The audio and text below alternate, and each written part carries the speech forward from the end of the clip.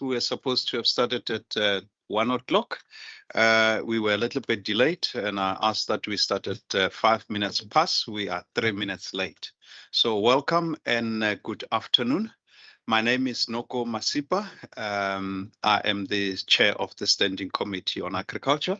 I'm going to allow colleagues, members to introduce themselves. With me is Sharon Nicker. She is our procedural officer. College Secretary of Parliament. Over to you, members, to introduce yourself. Thank you very much, Chairperson. It's Dave Bryant. I'm a member of the committee. Thank you, Chairperson. Good afternoon to you and good afternoon to all the colleagues. My name is Khalil Barangesh, member of this committee. Thank you. Good afternoon, members. I am member Brendan Adams. I was also previously in a previous life a NAHAU chairperson at Airports Company and an Airports Company employer. So allow me to welcome my previous bosses, Bell and Tabu, and the rest. Welcome.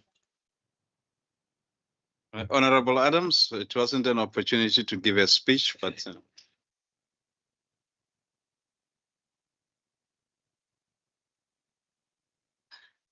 Molweni, igama lami nguNomi Kankondlo, ndililungu lale committee. Nkosi.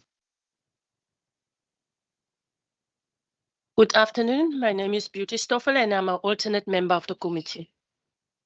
Thank you, honorable members. There are honorable members online. I have got Honorable Mbombo and Honorable Vessel. Can you introduce yourself, colleagues? Good afternoon, Chair. Derek Wessels, member of the committee. Good afternoon, Chair and everyone. Nama French Mbombo. Thank you. Let me also use the opportunity to welcome the Department of Economic Development and Tourism. Together with AXA is the Western Cape or Westgro. Are they here? You are representing them. Okay, thank you. You are welcome, colleagues, and good afternoon once again. Can I allow you an opportunity to introduce yourself? Are you going to take the lead? Ilse? Good afternoon, Chair and members. Thank you very much for this opportunity. My name is Ilse van Skalkbeek. I'm the acting DDG in the Department of Economic Development and Tourism. I'm also the official responsible for the oversight of Westgro. And then I'd like to hand over to the AXA colleagues. I don't know who would like to start. Oh, okay. No, thank you very much, honorable members. My name is Charles Shilowa. I'm the Group Executive for Capital Infrastructure and Asset Management at Airports Company South Africa. And I have with me my colleagues from the airport, as well as from the head office. We we've come here, and I'll just allow them just to quickly introduce themselves. Good afternoon, honorable members. I'm Kanyisa Nguna. I haven't pressed video first. Okay. I'm Kanyisa Nguna, and I'm the Group Executive Infrastructure and Property Development. Thanks. Good afternoon, Chair and honorable members. My name is Dipen Patel, and I'm part of the airport planning team here at Airports Company South Africa. Good afternoon, Chair and honorable members. My name is Aslam Mada. I'm the Senior Manager for Infrastructure and Property Development. Thank you. Good afternoon, honorable Chair members. My name is Bertram Stoffels. I'm part of the Cape Town Development Team. Good afternoon, Chair and honorable members. I'm Keegan Van During. I'm a project engineer at AXA. Good afternoon, honorable Chair and honorable members. My name is Tabu Pateng. I'm the acting regional general manager for Cluster 2, George, Kimberley, Uppington, and Cape Town. Thank you. Good afternoon, Chair and honorable members. So I'm Bitumelanya Kudanga. I'm a chief civil engineer. Good afternoon, everyone. My name is Shade Regal. I'm the AGM Head of Operations at Cape Town Airport. Good morning, honorable members and chair. My name is Solimu Kwena. I'm group manager based in head office, working for Capital Infrastructure and Asset Management Division. Thank you, Ndate Mokwena. We are in the afternoon already. Maybe just a point of correction. She's a group manager for infrastructure property development. I had to say group executive.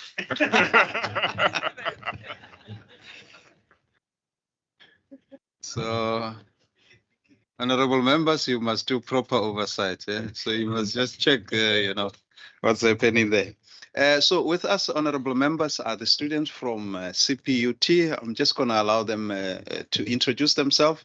They are from the journalists, am I correct? Journalism faculty from CPUT. Am I correct? Do you mind introducing yourself?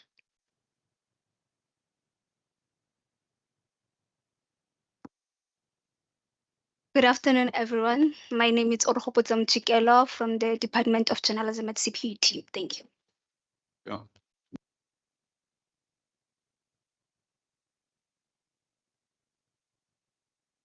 Good afternoon, everyone. My name is Awam Chevu, and I am a second-year student at CPUT doing my journalism.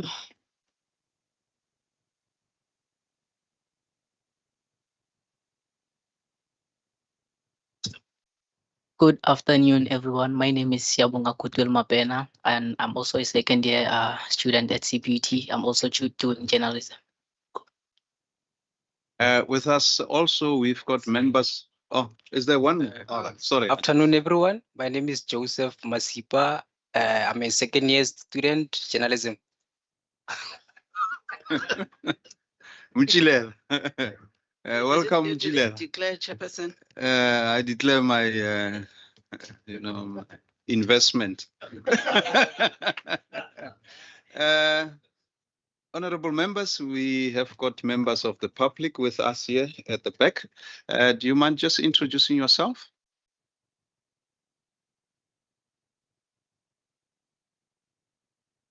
Ako, come close to the mic.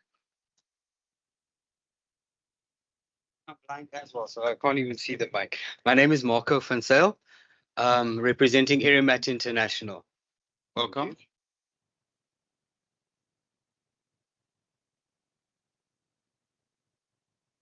Good afternoon. I'm Elaine Poisson. I'm the member of the public.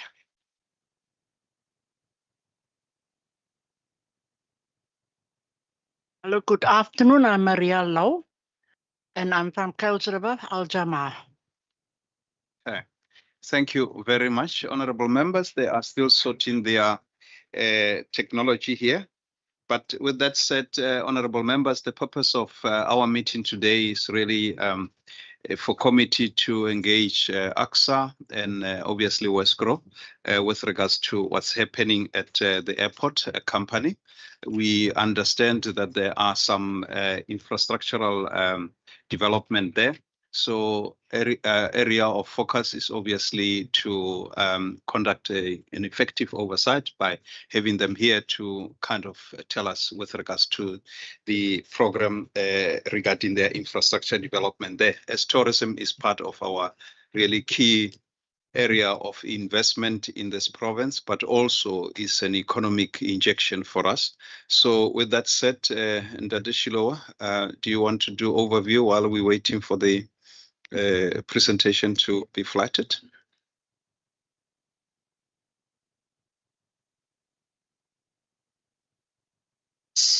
Must use my shop steward voice as well. Honorable members, thank you very much once again for giving us this opportunity to come and engage with yourselves. We see this as a privilege. And the reason I'm saying we see it as a privilege is because we consider ourselves to be an integral part of Western Cape. We have Cape Town International Airport here. It is a very critical infrastructure for economic growth, to support economic growth in the province. And from time to time, as we embark on infrastructure development, we always come across challenges that we would really like you to assist with. So when this opportunity came, we really saw it in that light. A perfect opportunity for us to tell you about what we are planning to do in the next 5 years and beyond, but also to seek your support so that we were able to then make all these projects a success. I think once the technology is sorted, how we have planned to deliver the message, it's we have presenters. We'll start with Kanyisa, and the presenters know themselves, and they'll take you through the slides that we have prepared. It's up to you how you would like to engage. We were told that we only have 30 minutes, so we'd like to stick to that time, just deliver our message. And if you have questions, maybe just jot them down, and at the end, allow us an opportunity just to thoroughly engage with you on any aspect of what we'll have presented. And if we don't have answers to some of your questions, we promise that we'll go back and see what to do and revert back to you. Thank you.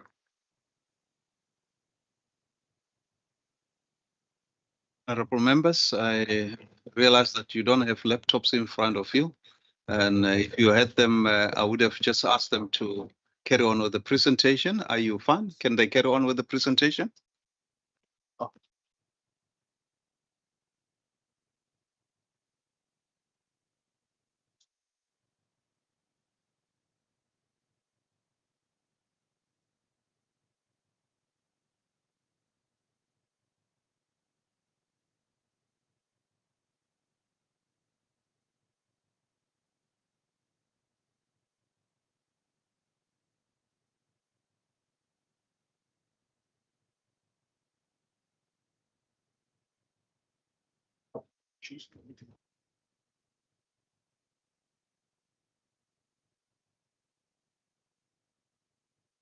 Just for the committee, while they are still finalizing, colleagues, our particular interest in receiving this overview is obviously the scope of the project, anticipated timelines for completion, and the expected operational and economic impact of the development.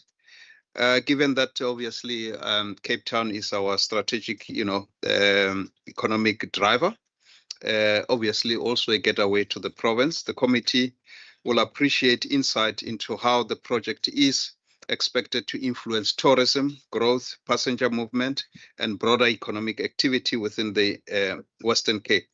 I think the committee really would like to say that we appreciate you as the national entity, willing to come and report to the provincial parliament.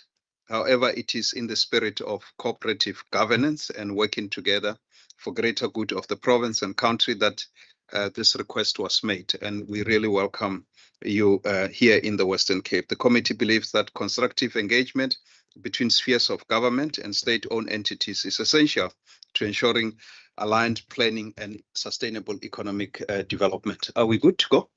Okay, over to you, ma'am. Are we ready? Okay. Your 30 minutes starts only now. Thank you. So the chair, the presentation will be taken through by, apologies about that. So the presentation will be done by various colleagues, and I'm gonna first hand over to Mr. Mokoena to just take us through the introduction, and then as we move along, I'll indicate who is to speak. Please proceed. Good afternoon, honorable members, once again. My colleagues, members of the public, the student. Mine is to introduce you to AXA. AXA formed under the AXA Act of 1993 with the sole mandate to control, operate, maintain, and develop airports in South Africa. Approximately 75% of our shareholding sits with the national government of South Africa. 20% is held by the PIC, and we also have some minority shareholders, whom we call the empowerment shareholders. Today, AXA operates across South Africa at 9 airports, Cape Town International being one of them. Our major hubs invariably would be OR Tambo, Cape Town International, followed by King Shaka, supported by our regional airports, which are very strategic and very important. Our airports serve not only as the gateway to the world, but also are a critical enablers of trade, tourism, investment, and regional connectivity. They connect South Africa and the African continent to global markets while supporting significant economic activity across multiple sectors. In 2025 financial year alone, AXA contributed more than 11 billion to the South African GDP, creating in the process over 20,000 jobs with income levels as high as 4.2 billion. In particular, Cape Town International contributed approximately 2.4 billion to the GDP and supported more than 3,000 jobs. As an economic enabler, AXA plays a catalytic role in infrastructure development and broader economic growth. Through our investments, we continue to create meaningful opportunities in engineering, technology, aviation, and ordinary jobs in the construction industry. Who we are really is deeply rooted in our vision and mission statements that continue to guide our organization. By 2020, we inspire to be the most sought after partner in airports development and aviation industry, while continue to position ourselves as an employer of choice to South Africans. Our mission is therefore to provide world-class airport and aviation solutions that sustainably benefit all stakeholders, contribute meaningfully to the socio-economic development of South Africa.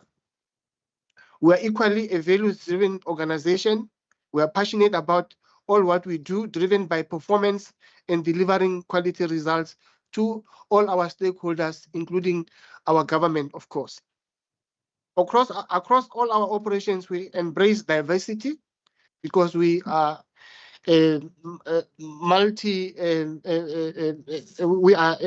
operating across 9 provinces with multiple stakeholders, and as well as employing a variety or a diversity of individuals within our organization. So diversity is what is giving us innovation and creativity to deliver sustainable results. Honorable members, with our stakeholders and customers at the center of everything we do, AXA remains committed to delivering safe, secure, and efficient infrastructure that connects people, businesses, and economics. And that is really our value proposition. Thank you, honorable members. Thank you. Chair, with your permission. So how we are planning to show our commitment to job creation, enhancing tourism, and many others is that we have a commitment to spend 17.4 billion in the next 5 years. That budget is basically split across various projects that we have that are earmarked in the next 5 years. So 52% of that amount, which is 9 million, will be spent on site infrastructure, as well as terminal and landside type of projects. And then the balance will be spent on sustainability and modernization program. So as we talk today, we will take you through some of those key projects so that at least we can also draw the picture of where AXA is going. And then if on the slide, let me just find a pointer. Okay, so on the slide, you can see that we're indicating the cash flows, which demonstrate how we're planning to spend within the 5 years. So we basically are saying that in the first year, financial year 2027, we will inject 134 million. And then over and above that, in FY28, we will inject 1.2 billion. And then in FY29, we're planning to spend 3 billion. And then the chunk of the budget will be spent in the later years, which is financial year 30 and 31, where we're planning to now spend 6.5 billion as well as 6.4 billion. And then in terms of the 9 billion, we've also provided a cash flow that basically shows how that amount will be spent. At the heart of it, it is to ensure that capacity within the airport is increased. It is also to ensure that we continue to enable tourism. It is to ensure that our infrastructure is resilient. We do not have a lot of breakdowns, etc. More than anything, it's also to ensure that passenger experience is enhanced. And of course, to support that, we've got the energy agenda, which at a later stage we will speak to. Why are we doing this, and why is it important for CTIA to expand? CTIA, or Cape Town as a region, is showing growth, which is going up on a yearly basis. As you can see on the graph on the left-hand side, we have far exceeded the pre-COVID numbers. So as a result, we need to make sure that we continue to catch up with that. We also are having to expand because of aircraft movement pressure. We always want to make sure that our runways are not saturated. And you'll see that we are going to speak about some runway projects that are earmarked for the future. And then it is our commitment to ensure that connectivity, especially across the world, connectivity with this region specifically is enhanced, because we see a benefit in terms of that. And then also, we want to make sure that our facilities are able to accommodate larger aircrafts, Code F, etc. There is a risk to us not being able to do this. If we do not do this, it means congestion with our runways, congestion with our facilities continues. Over and above that, it basically means that the operational constraints, which at the end affect the customers that are the users, will also continue. And at the heart of it, it means Eastern Cape might not be seen as a place for people to come in and spend their money. And we would want to make sure that growth within the region is something that continues. With that said, I want to call our planner, Deepan, to just take you through the master plans and then go deeper into where we are in terms of the current situation at CTIA and our immediate plans. Deepan, if you can, please. Thank you, Chair. I'd like to perhaps maybe just start off with a brief overview of the current status quo of the existing infrastructure at Cape Town International Airport. So an airport is typically broken up into 3 key distinct zones. The first being the land side, which you can see in the foreground of the image on the screen. This typically includes the long and short stay parking, the multi-story parkades, the car rental facilities, and the vehicular entrance and exit points into the facility, into the airport. In the background, you can see the airside, which is typically made up of the runways, the associated taxiways and taxi lanes, and the apron stands. And apron stands you can further break down into contact stands. So that allows passengers to directly get into the terminal via boarding bridge from the aircraft, and then remote apron stands, which are then serviced via busing operations. And then sandwiched between those 2 areas, as you can see here on the screen, is the terminal complex. The terminal complex is the terminal complex is made up of the central terminal building, which was constructed in the lead up to the World Cup in 2010. And to the left or north of that is the international terminal. And then to the right of that, or to the south, is basically the domestic terminal. What's interesting to note is that the airport as a system currently can manage a maximum of 15 million passengers per annum. But as Kanisa has noted, and as you would have noted in the press, that over the last calendar year, the airport processed 11 million passengers. So whilst we are not at capacity, what we are noting that especially during peak, and there's a significant congestion in key subsystems across the airport operations. So this then in those periods leads to congestion, whether it's at the check-in counters, extended queuing at security, congestion at the boarding gates, for our international guests, long queues in immigration, long queues in immigration when they're exiting the country. And so this is also a sign that we are at this point in time and in line with our forecast, where we are at a point where we now need to start considering a major capex, more infrastructure intervention. Other signs that you can see that the airport is under stress is the challenges that our operations team faces in terms of allocating contact stands to aircraft as and when needed, and the overuse of busing operations to facilitate airport operations. You can move to the next slide. And then also to move on to the master plan. So I think in simple terms, a master plan is effectively a vision of the airport at its ultimate capacity. So you'll note that for Cape Town International Airport, the ultimate capacity actually sits at 40 million passengers per annum. The one thing that you'll note about our airport terminal is that it is in technical terms referred to as a linear terminal. So it's basically a straight line.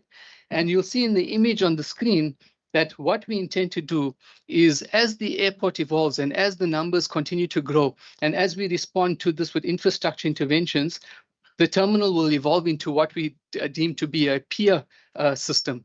So the left-hand pier that my colleague is pointing out will be allocated to international travel. The pier in the middle will then include a swing between international and domestic stands, and the one to the right will be fully domestic. What's also interesting to note is that the runways, and I use the plural runways here, will include the new reline runway, which my colleagues will speak to in more detail, but it also includes the future parallel runway that will be required at some point in the future as we get towards the 40 million annual passenger cap. We can move to the next slide. The projects that we are going to focus the discussion on here today are the projects that we are going to be delivering over the next 5 to 7 year period. So in summary, this basically includes the work that we will be doing to the domestic terminal, the international terminal. It also includes projects that we will briefly touch on in terms of additional apron stand capacity, which also includes remote stands, but also a decent allocation of contact stands as well. And then on this image, I'd also then just like to point out that these projects will be needed to respond to the growing number of passengers traveling through our airports.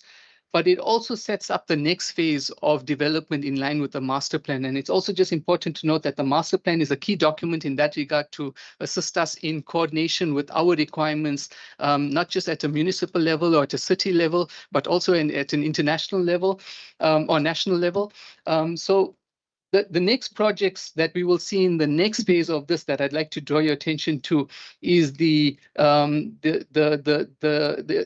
build of the sorry, can you just go back to the previous slide?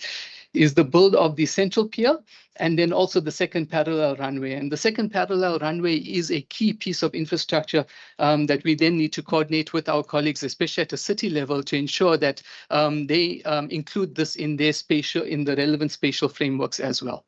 We can move to the next slide. And then I just want to start off with the first project that we have made the most traction on and that we are making steady progress on. And this is the expansion of the domestic terminal. So the domestic terminal expansion project effectively deals with expanding the arrivals hall as we currently have it. So it is a substantial increase, not just in square meterage, but also the overall look and feel of the terminal. So currently we have 6 belts with the space between the belts being very tightly congested. And so this project provides a new hall plus a new meters and greeters area. Plus, it also then includes a 7th belt. And I also like to note that it will be a replacement of all 6 belts. So we'll be getting absolutely new infrastructure in this area of the airport as well. And the airport, or the project also then includes work that we will do on the departure side as well. So this also includes, you know, if you're familiar with the area, it's quite a long, narrow tunnel at this point in time. And so it includes substantially increasing the area, increasing the depth of the terminal in that area, which will allow us to offer additional commercial service offerings, but also to substantially increase our holding lounge space. The project has also been coupled with work that we need to do to convert 3 apron stands that we currently have in close proximity to include contact stands as well. Yeah, so that's the domestic terminal project. And just from a timeline point of view, I'd just like to note that this project has received investment decision via our AXA board.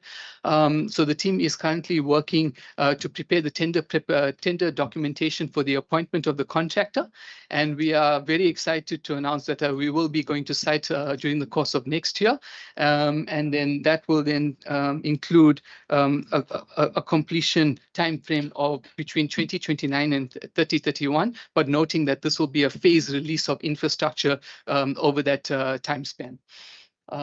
And then with that, I'd just like to then move on to the international side of things. And this project, the Terminal 2 development, is quite a key project for us. It basically looks at the passenger journey of an international guest arriving. So it includes a substantial increase in capacity in the immigrations area. On the baggage belts, it includes the installation of what we deem as code F belts, and that just is basically an additional 2 belts that are substantially longer than the existing 4. So again, the baggage collection area is becoming substantially bigger with additional duty-free offerings as well. And then an expanded back of house areas, including the customs and an expanded meters and greeters area as well. And I'd also just like to note that this project, we are also, it is still in a bit, we did quite a bit of work on this from a design point of view prior to COVID. And so we are at this point in time reactivating this project, and we will be commencing with the appointment of consultants during the course of this year. And because there's so much of work that's already been done, we really hope that we can accelerate the timelines that we've got on that project. And it's also just worth noting that both projects will also include the installation of a full basement, which is a game changer for our operations team. It also then ensures that a lot of the back of house services and servicing of the airport terminals happens in a much more discreet manner. And then linked to that project is the ILE project. And this project in effect then deals with the departure side of things, where it expands the terminal, which is long and linear and narrow at this point in time, to allow for more commercial service offerings, and then 3 contact stands, including 2 new contact code S stands, which will allow the airport to then bring in larger birds or larger aircraft such as the A380, for example. And so that's also something that helps from a flight allocation point of view. And that, I think, concludes all the projects that I'd like to bring to your attention, but also just noting that the projects are not just about the infrastructure and the capacity that we are putting in. It's also about the first impressions that our guests have when they enter the country or when they enter the airport, even local South Africans visiting Cape Town. And so a lot of work is being done in terms of the look and feel, in terms of the ambience, the interiors of the terminals. These are all projects that will change the face of Cape Town International Airport. They are completely new build infrastructure. You will not recognize the terminals once these projects are completed. It will also include, we understand that the ablutions and areas like that, touch points where passengers engage with the infrastructure needs to be undertake a massive refurbishment. So all of that is part of the project. And then also to bring the airport up to speed from a self-service point of view, from an airport technology point of view, where be it to cut waiting times at the security machines, or whether it's self-service operations at the check-in. So all of those aspects are covered within the scope, and we are looking forward to delivering on this to maintain our mandate and to support the economy within the Western Cape. Thank you, Chair. And then with that, I will then hand over to my colleague Keegan to kick off the discussion on the airside interventions. Thank you, Chair. Thank you, honourable members. Thank you for this opportunity to present to you two projects that's currently in construction implementation phase. So this project of ours involves the realignment, the rehabilitation of our main runway and our apron taxi lane, where the scope of work includes pavement rehabilitation and strengthening, resurfacing, and replacement of all our airfield ground lighting with the latest LED technology. The construction is executed during drier, warmer weather, phased over 24 months within our live operational environment. Construction work is completed during night shifts, ensuring uninterrupted aviation activity at cargo, and the cargo and general aviation flights continue making use of our secondary runway whilst we are busy with the construction activities.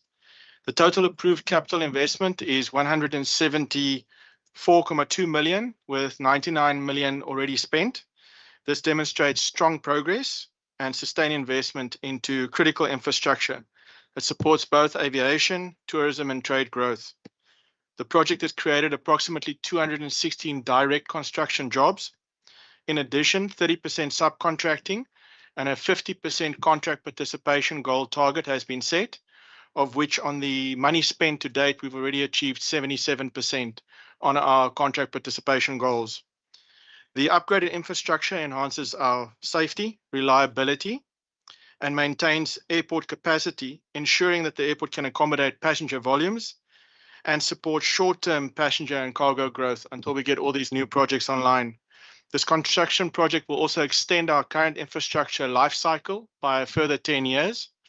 And this project also guarantees that Cape Town International Airport remains safe, efficient, and globally competitive as a premier tourism and trade destination. Thank you.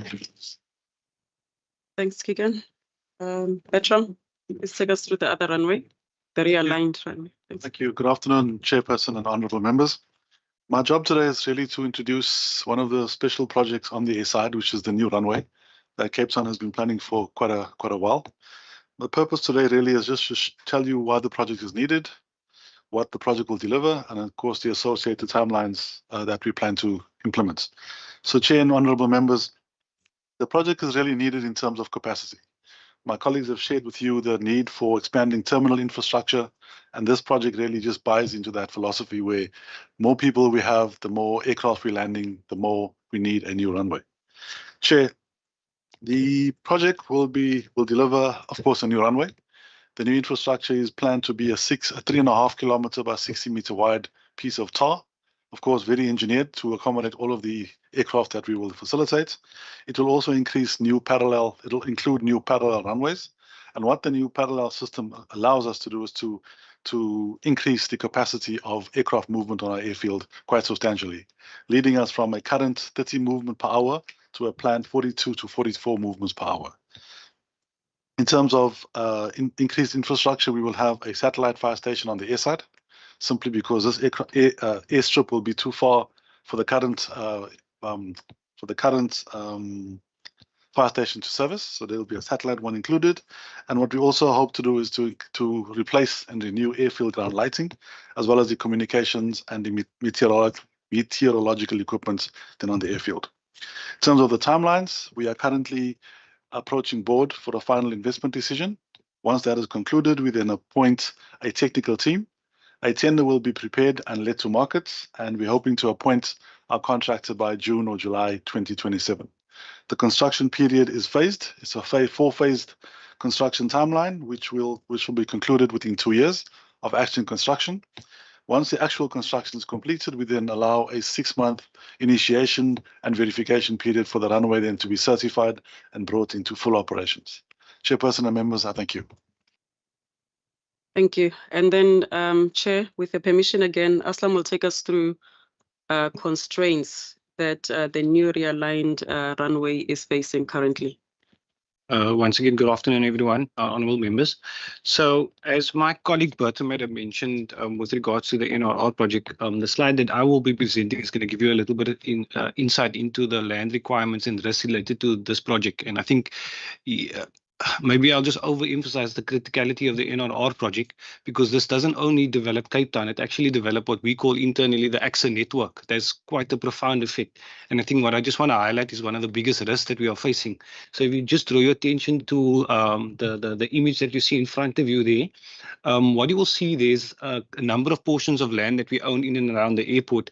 And pre-COVID, this land was clear of informal settlers. And unfortunately, after the COVID pandemic, we are currently sitting with a situation with about 3,700 people that have invaded the land.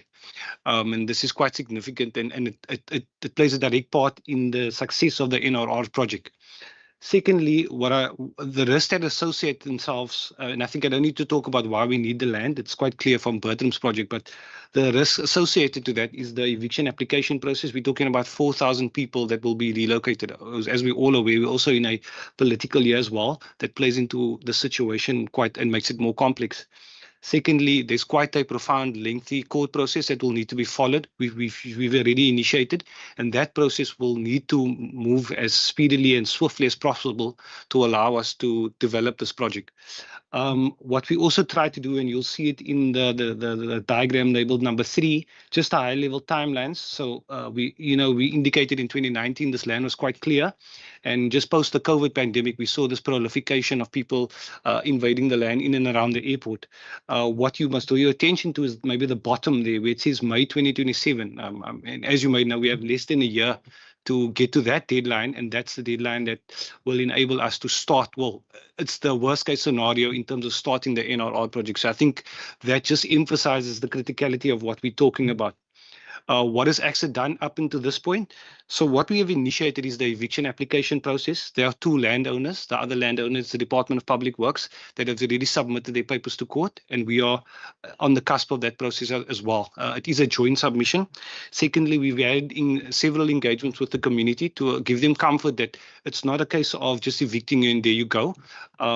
We're actually going through a process of providing them with a lot of options in terms of what we are planning. As part of the court process, some of us may or may not know, you will require to relocate these communities to a portion of land. We've also done that exercise already and gotten internal approval internally within AXA for the relocation of the land. So we're coming to the court with quite a bit that we've already done. And then lastly, in terms of engagement, so we sat around the table and we actually sit quite monthly with the City of Cape Town, the Department of Public Works, SAPS, and all of these entities, and to ensure that this process is as seamless as possible. I mean, eviction is unfortunately quite a precarious thing to embark on. What we probably would request from the committee and Parliament is support in terms of intergovernmental cooperation with regards to this one, alignment with this and the human settlement departments, because that is critical. And then lastly, assist us with the stakeholder engagement process as we chart the way forward. And just to sum up what I'm trying to say essentially with regards to the slide is, to protect the runway project is very critical for us, and I think the stakeholders around the room.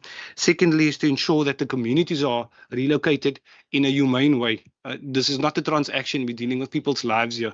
And then the last one is, once this project hits ground, it will create jobs for many of these people in and around the communities. Thank you, Chair. Thank you, Aslam. And then we'll move over to the energy project, Trigen. Thank you once again, Honorable Chair and the committee. As you have seen, the projects that have been presented, the airport capacity is growing, the passenger numbers are growing, and as operations also needs to remain stable, this will translate into us needing more power and reliable, power system to keep our airports alive.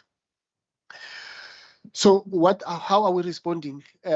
We have decided as AXA to invest in what we call a tri-generation energy plant. It's called tri-generations because it produces 8.3 megawatt of electricity. It produces cooling water to run efficient airport cooling. It also enables us to do what you call heat recovery, which we can use to heat up some of our operations in terms of as far as our commercial operations are concerned. Why do we need this project? I've alluded in the fact that we need to meet the energy demands of the airport. Specifically, the airport consumes around 11.6 million volt amps of energy, which is quite a lot. At its peak, it operates at about 65.2 gigawatt per annum. And of course, obviously, the passengers that we need to support. So an integrated this system that we are proposing, we are going to invest in is an integrated energy systems that using one source, which is natural gas or LPG, and then generate the power systems that I have mentioned. It is going to play a critical role in terms of powering the terminal buildings and other systems of the airport. Strategically, what is going to come out is that we are going to reduce our carbon footprint, which shows our commitment in terms of, being environmentally friendly. It's also going to reduce the strain on the current ESCOM electrical grid. So it is going to only result in our airport being more efficiently.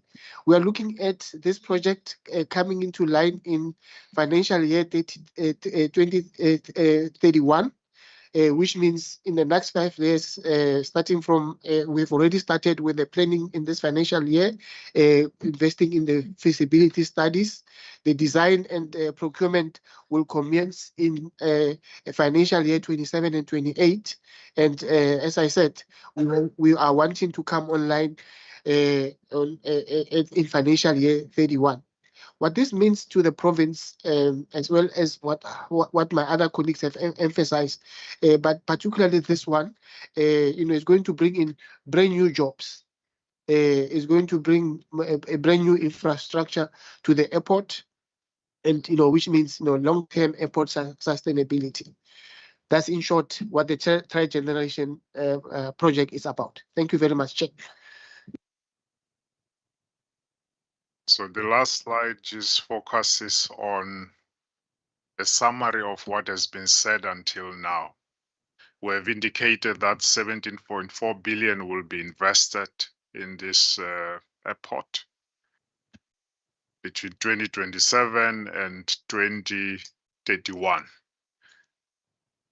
The ultimate goal for us is to prepare the airport for the 40 million passenger capacity based on our master plan, the 200,000 tons of cargo capacity. That is based on our master plan. But I think what's important to emphasize here is this investment will have a direct impact already, has been mentioned by my colleagues, job creation at the center of that, tourism enablement, and economic growth. And all these are the concerns of you, honorable members. How can we, together with you, collaborate to make sure that we make this a reality? I thank you. Thank you, Ndade Shilowa, and all the presenters. So, colleagues, there's the presentation from AXA. I don't know if Ilse want to maybe make an input to what has been said. There was a call for action here and Yes, there. yes. Yeah, you want to respond maybe? Thank you very much. And thank you very much to the AXA colleagues for the excellent presentation. I would love to get a copy. I was trying to type as quick as possible, but it was small writing. Two things, I think definitely, and I saw something similar with the engagement we had 2 weeks ago with Transnet in terms of responding to growth drivers. So in terms of the passenger growth, that is also the result of a long-term strategy with regards to air access and airlift. And I think this is now the benefit where the infrastructure is catching up to the growth strategy. And similarly, in terms of our growth for jobs strategy, we're looking at doubling our visitor numbers by 2035. And that is literally, you're seeing it every year in terms of the pressure.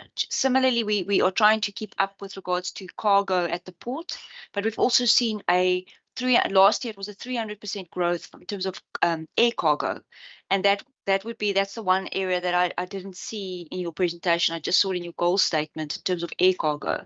But that is with regards to what pressure is that going to be put on that part of the infrastructure. Just in terms of the rationale with regards to the investment in the domestic terminal opposed to the international terminal, in terms of the passenger numbers, what we monitor, the pressure is really in the international terminal. So I would just like to get the clarity in terms of the sequence of that. With regards to the, excuse me, I'm just going back to my notes, the project in terms of with the eviction. I just wanted to make sure, or have you connected with our Department of Infrastructure? Because our human settlement team that falls in, that's from a provincial perspective. If we're not needed in the conversation, that's perfectly fine. I just want to understand if I can make that linkage for you, because that is quite critical. And I would also like to, I'll raise that as a risk in terms of our growth for jobs cabinet committee, because that's quite key. Because this is a major investment in terms of our investment pipeline. And then I'm very interested in terms of your, sorry, I have to read that properly, in terms of your tri-generation project. We are busy currently with a lot of energy projects, but also in terms of the your decarbonization plan.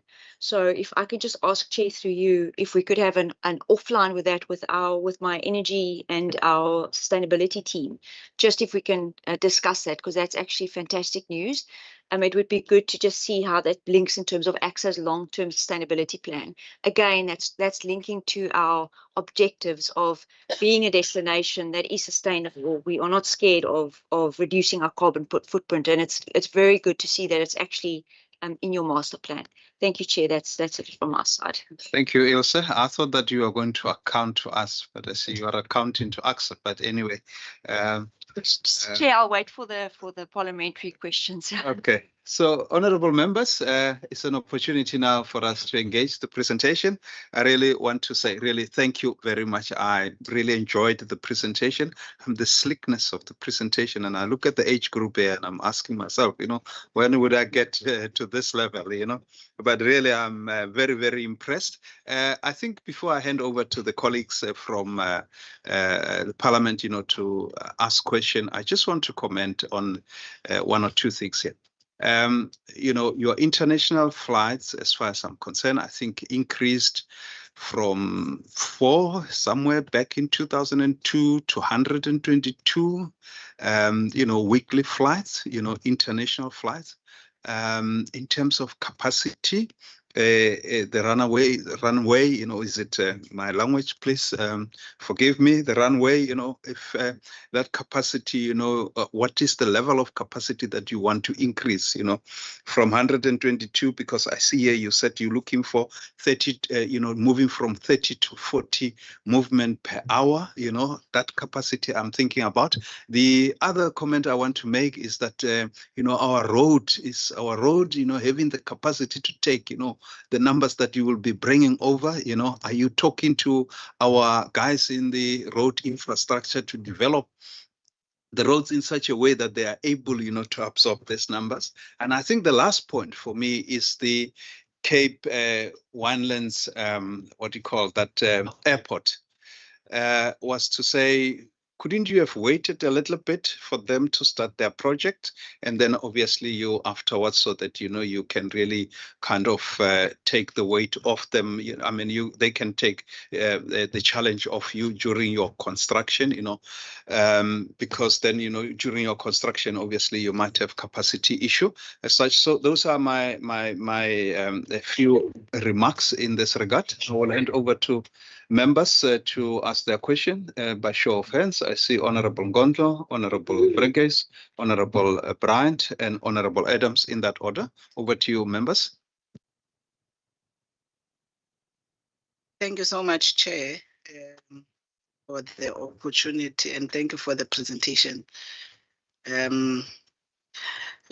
Chair, anyway, I think thanks because I was gonna ask DDET and Westgro, and I'm hoping that from this conversation, the offline that you are requesting should happen, so that it is not facilitated by Parliament. It will be so unfortunate that, as government departments and entities, you need Parliament for you to get into a meeting. And I think that's very important, because it also linked to the issue raised by the issue that needs to include the city, perhaps at your level and your discussions, because I think Chair would just need to follow up whether what was being raised, and if that matter in the plans of the city, it is integrated. We know the city for some years. I mean, with this AXA development project, it has been going on for years, and we know that the city includes that in some of their own spatial plans. So for me, I think it's one issue that for now we can maybe request that DDET facilitate that conversation if it's not there, so that we get a briefing. And I concur with Elsa around infrastructure. I think we perhaps it's a matter that we should have invited our standing committee on infrastructure, so that indeed I get very edgy, when I hear the word evictions. I get very edgy, and I must say, my context is that I'm in a constituency area where evictions, is something that is taking place, and it's a very inhumane. So I'm not sure. I still have to see how evictions can be humane. Perhaps it's a case study that one would actually be interested in looking at. So I think this is a matter, Chair, that I also strongly believe that as the committee, we are interested to know that the 4,000 people that are said in the presentation are potentially to be evicted. Perhaps working with the infrastructure standing committee, how is this process going to unfold? Because we know once communities start hearing about such words, they start going berserk. And indeed it's election year, and it shall be election year. In any way, come 2029, there's going to be another election. So election is part of our lives in a democracy. The only issue is that we really need to find a way, as I think it was said, that there is already land identified for relocation and all of that, and how those kind of conversations are sort of enabling the local leaders to understand the process much more further. Let me go back to the presentation. One issue I wanted to ask AXA is the 17.4 billion rands over the MTEF. Is this money expected, or is this money already allocated and is coming from the national fiscus? I'm interested to just get an understanding around that, or there are any private sector investment or players that are in the space around the projects identified. That's the first one. And then I think talking about safer and secure infrastructure, I just want to know at this point, because when I look at the projects that you have identified and you have presented to us, I see the only one I think that you have mentioned that is almost in procurement is the new domestic arrival terminal 1. Others are still, when I look at them, I think if they're going to start any tangible construction work is around 2030. When I look at the timelines that are in the presentation, unless I'm reading them incorrectly. So you may help me there. So I'm just trying to understand, one, on the safety matters. Is the CTIA at this point, from a safety point of view, would you say, in terms of your protocols and your standards, that it is one of the airports that is safe? I'm interested to just get to understand that. But also, given what Elsa was saying, and because our committee also deals with tourism, Westgro always come here about, the increasing numbers, which is something that we celebrate from a tourism, a point of view. But now I'm asking myself if even the runway and all the other, projects are still, in the pipeline, what happens to that pressure in the current? Because what the chair is relating, and my understanding is that actually the private sector, which look and exploited, perhaps it's a wrong English word, pardon me, I'm a Xhosa speaking, that's my first language. My issue is that Cape Winelands Airport was on the basis of the challenge of cargo in the Cape Town. And they will tell you that part of what they are building that airport is to try and divert, some of the cargo that may not necessarily by some private players be able to be accommodated in our airport. So it became an opportunity for them. So I'm just looking at, the timeline of the projects that have been put up that one is very worried about. And I think I would also join in celebrating, I think, the tri-generation, very big word, around the energy. And in that, I'm asking myself, what is there any technology that in that space AXA is considering regarding the climate change realities that we're seeing? I mean, we had to deal with that with the Cape Town port because, we know as travelers ourselves that planes gets to be delayed either to take off or to land because of the challenges of airport. We're seeing serious changes of wind and sometimes rain. So are you investing or are you considering technologies, perhaps studying in other countries, about such an impact that will still, help you with that, with the targets that you have set? Thank you so much. Thank you, Honorable Ngontlo. The next one was Honorable Brenkes. Over to you, sir. Thank you very much, Chair, and thank you very much to AXA for the very comprehensive presentation.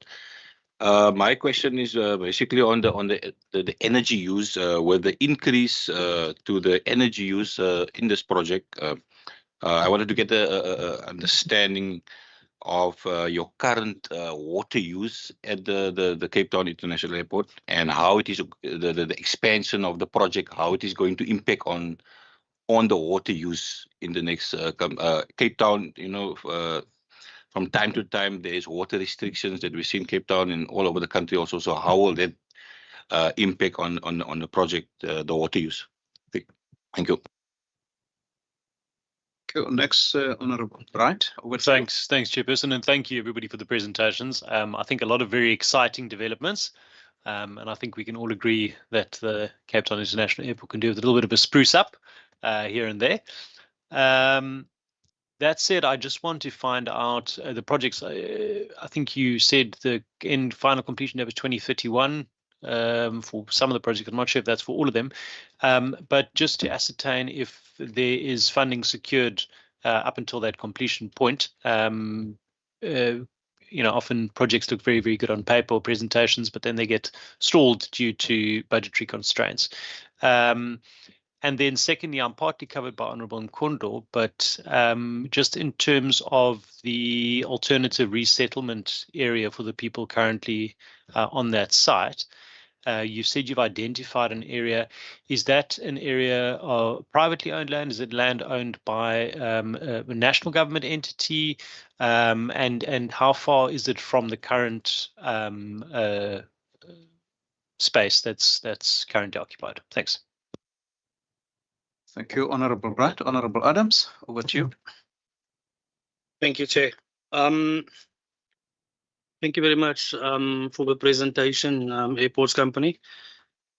I've seen also that you guys have now successfully, I think it's around about 3,700 and something staff from the numbers in 2020, around about 300 more than you had in 2021. My question is, because with growth, obviously, the demand for more employees come. And I'd like to know in the critical vacancies, what impact have these vacancies had on the airport operation and infrastructure maintenance?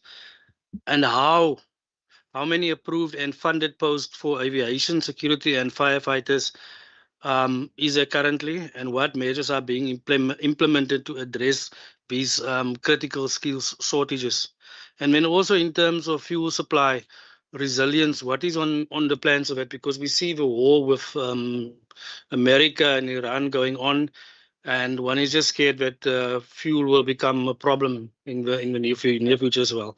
So just a fuel supply resilience, what is your plan of that as well? Thank you.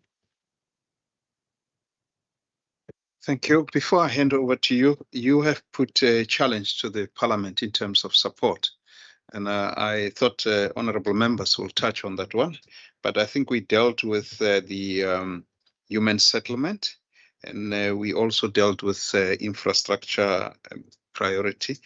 Maybe the question is around the funding support that you're looking from Parliament, in terms of what is the kind of funding support that you're looking at, stakeholder alignment, and maybe if you can talk to that much more, that will be appreciated. But there's also what you talk about the expedited statutory coordination. What is that? If you can just elaborate a little bit in terms of parliamentary support, these are the support that we have enlisted. Thank you. Over to you, Date Shilowa. Thank you very much, honorable members. I'm aware that my colleagues have already taken note of your questions. So they will be responding to these questions, and the ones that remain will make sure that also are responded to. Maybe let me just start with the issue of funding. AXA is self-funded. Self-funded in the sense that we have been set up as a commercial entity owned by the government of South Africa, and how we get our funding is through the economic regulator. So give you an example, we have a 5-year funding program. So at the beginning of the 5 years, we engage the regulator based on the developments that need to be done at our airports. And on the basis of those developments, we then apply to the regulator for funding. They give us the funding through the tariff. And as passengers pass through our airports, we're able to collect what we call a passenger service charge in the first instance, landing fees and parking fees in some instances. And really those three components make up the tariff that we are granted by the regulator. In addition to that, there are commercial activities that we drive at our airports. We generate revenue from that, and we call that revenue non-tariff, non-aeronautical revenue. So the combination of the two, it's what you see reflected on our financial statements, our income statement, and we then able to then use the the revenue that we generate to be able to progress the projects that we have just presented to you. And how do we do that? Because of our healthy financial position, we're able to approach financial institutions, commercial banks, and they are able to then give us the funding that we need to be able to then, as we implement, we're able to then draw on the funding. We don't have 17 billion today, but we know that in the next 3 years, we are fully funded. And beyond that, we go and approach the markets, get the balance of the funding. And really, it's a process that is continuous. So from a funding point of view, we're not expecting the province really to chip in any way, as I've indicated, under the Airports Company Act. The way we've been established just allows us to be a commercially driven entity that is able to sustain itself financially in the short, medium, and long term. So that is the first one. And I think from here, I'm just going to hand over to Aslam, who's going to talk about the sensitive issue around illegal settlements and how we're dealing with those, the engagements that we've been having with the interested parties or involved parties like City of Cape Town, DPWI, and so on. And then from there, the colleagues, Shahid can then pick up some of the questions that are specific to the airport, and he can respond to that, Tabo. And then the rest of the colleagues can then just come in and fill in the gaps where some of the responses haven't been provided. I think let's do it that way. So it's going to be Aslam, Shahid, Tabo, and then the rest of the colleagues, just to make sure that we leave you with at least most of the questions posed responded to. Thank you. Thank you, Chair. Thank you, Mr. Shilowa. So I just jotted the questions down and I'll go through them as per they relate to the land process. So first, I think the question was ALSA. So we have been engaging the City of Cape Town with regards to their human settlements departments. We have not yet gotten to a point where we had provincial discussions yet. So we will appreciate the opportunity to be able to link that with you. It's something that we actually mentioned in a few of our meetings. It's just that we typically run airports, and this is a process that we're learning ourselves. So we've most recently, I think it was 2 weeks back, at a workshop to understand this process that I think PRASA went through it, and to make sure that we understand the entire process. So you'll bear with us, but we appreciate the opportunity to align with you on that. Aslam, just to protect you, speak through me, because if oh yes, sorry, it takes you on, I'm not going to protect you. Okay, no, apologies, Chair. And then I note through the Chair the statement with regards to maybe the harsh word is relocation, and we have looked at the option of let me say less harsh word in relocation instead of eviction process. There is something that is under engagement, and we are engaging that process. You are 100% rightly so that it is quite a difficult and a precarious topic to talk about. So we will, in all processes, ensure that we do this process as humane as possible and ensure that people's lives are affected in the least amount way as possible. In terms of the question that I think the colleague posed through the Chair, the land is currently owned by us. So we do have a parcel of land. It's approximately 5 kilometers away from where the airport is. We've done a kind of sensitivity analysis in terms of hospitals, schools, and those kind of things in and around the area. We actually think that the location that we are presenting is a little bit better suited for these communities. There's access to transport, there's schools and hospitals closer by. So we've done quite a bit of exercise. And the reason why we are doing this is we want to make the court process as seamless as possible. And then just on, and I don't know if the question was related to funding with regards to the request from this, related to this question, but I think the Chair is giving me a nod. So at this stage, I would say we're not exactly sure what kind of funding or will be required. Obviously, we do understand that there is responsibilities with regards to the respective role players. We're trying to chart that way forward, and we're trying to actually quantify what it will be before we actually talk around the conversation of money, because without knowing what we require, it's pointless we come into the parliament and the respective parties to ask for funding without being able to explain to you what the funding is for and what we needed. So at some stage, once we've been able to quantify that and address it and can justify what we're presenting, we will then hopefully be able to re-engage the parliament.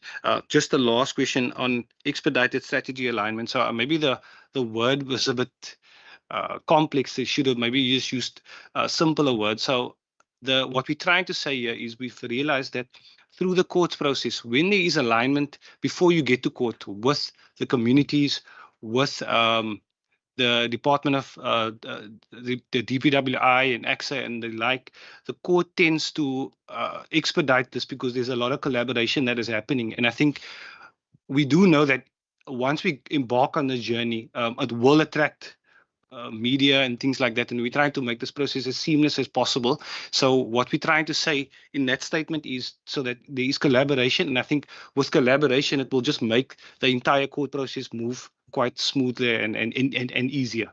Thank you, Chair. Maybe if I may comment, Chair. And I hear Aslam is talking about funding, and rightfully so, because obviously there are two components here. On the infrastructure implementation aspect, we are well funded. But obviously, as we embark on a process to relocate communities so that the airport can expand, maybe as we unravel the costs associated with that, then we're hoping that there will be a platform when necessary to be able to engage with yourselves and indicate what it really means for us to relocate and make sure that people are properly settled. Thanks. Thank you. I think Chabo is your turn. Or am I correct? What was the order? Okay, maybe through you, Chair, I will just touch on two things. I will just reiterate what Aslam spoke about, Chair, regarding the human settlement. But also before then, I just want to mention or just add a few words around cargo, and maybe with one lens as well. So the cargo, yeah, we haven't spoken much about cargo in our presentation, Chair, but cargo is also our focus area. So as we speak, we're reviewing our cargo strategy. It will be approved by the board very soon. While we're looking at the strategy, we are also having refurbishment projects of our cargo space. So we have not neglected cargo from infrastructure and strategy point of view. So cargo, we can't speak passengers without cargo. The two go together. And Cape Town is doing well as far as cargo is concerned. So we need to grow that business. Now, yes, Honorable Chair, as per Honorable Member who mentioned about one lens, intention of diverting cargo to one lens. So we're looking at one lens airport as it's complementary to aviation industry in this region. So we don't see much of it. It's not about a competition with one lens. I think as you may be aware, internationally in the big cities, you will find two international airports. I think here locally, you know that OR Tambo and Lanseria, they are coexisting. So we will definitely coexist. We are participating in the processes of one lens. So we exchange information. We know each other very well. Colleagues that are running one lens, they used to work at AXA. In fact, they were running Cape Town International Airport. So it's more of a complementary relationship than competition. So our focus is really on capacitating Cape Town International Airport and all other airports, while One Lens is their capacitating their airport as well. But we will share airspace, we'll work together. Okay, then as far as the relocation is concerned, I normally use the word relocation. I was told by legal people that actually relocation is more softer than eviction.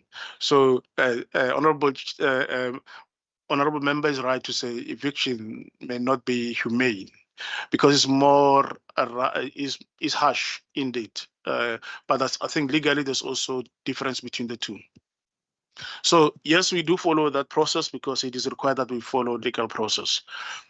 However, we focus a lot on human element. We definitely would like this to happen in humane way. In fact, Honorable Chair, I can share with you the previous leadership of Cape Town International Airport were working very well with the communities. In fact, they were interacting with, with them very well. We had someone who was actually engaging with them on a weekly basis, monthly basis. Unfortunately, COVID came, and that those restrictions during COVID, they actually they disrupted the relationship or the activities between us and the informal communities. So, and that is when now the the growth of informal settlement happened during COVID. So what we have done now, we have resuscitated that relationship with the communities. We've started a relationship with them, and as we speak, we have a planned meeting this month. Before end of this month, we'll be meeting with the communities directly, but through City of Cape Town, with the councillors sitting there, with MMC, we are pushing the agenda of humane way of relocating the communities.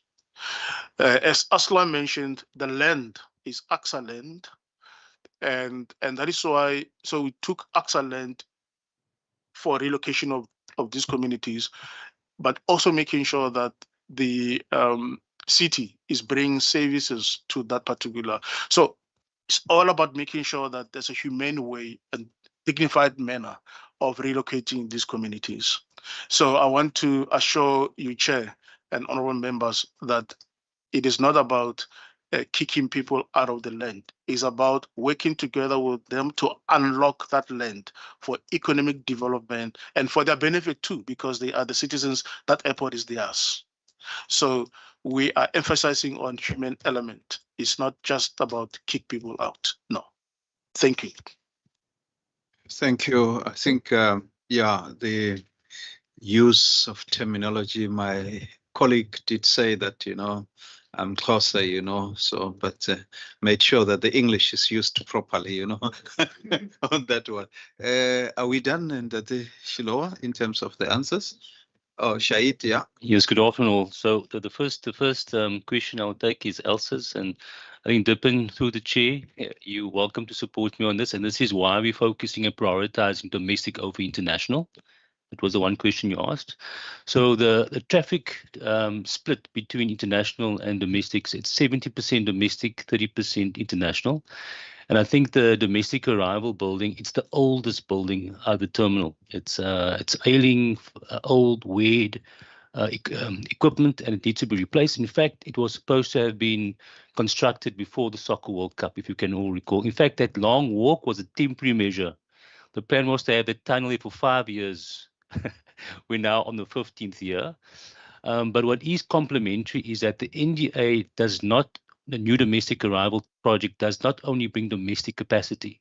On the upper floor, what the team has done, they incorporated additional security points, possibly the additional self-service check-in on the upper floor, which creates capacity. And the reason why we don't approve flights now is because of check-in congestion and security congestion. And that's the problem we're going to be alleviating through the NDA project. But saying this, there are other projects also. So, for example, additional contact stands, Dippin had made mention to that, the contact stands for Code F aircraft, 2 additional stands on the airfield. And there are operational improvement projects. So whilst we wait for the capacity and we hear the concerns, operations do have other projects in play to create capacity. In fact, we know there's concern with lounges, so we're looking at finding alternative lounge space for the airlines.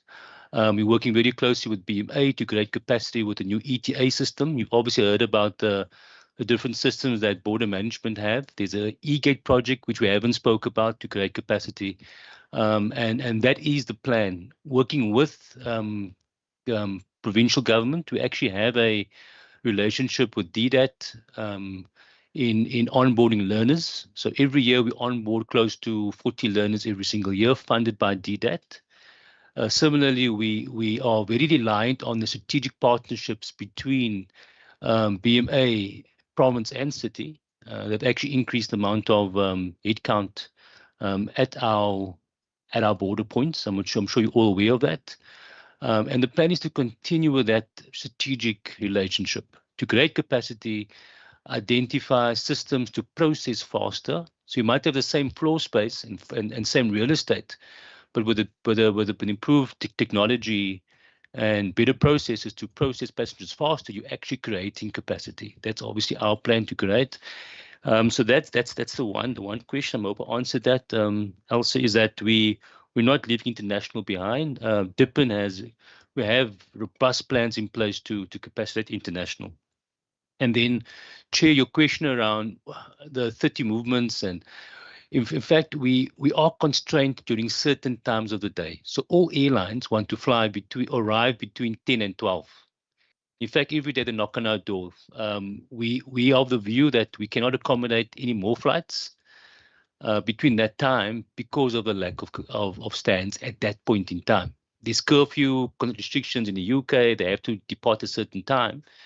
So what we do is we try to negotiate with the airline through the slot approval process to complement the capital program plan. So we know when the projects come live, but in the meantime, we negotiate half an hour here, half an hour there to find a way to minimize congestion. The reason why there is congestion at terminal is because airlines arrive and depart or arrive out of slot, and they all arrive at the same time.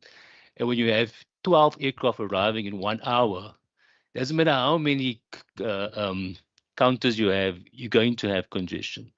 So we're getting better at that with our airlines, making sure that they're more predictable, they're more reliable in making sure that they arrive on time and depart on time.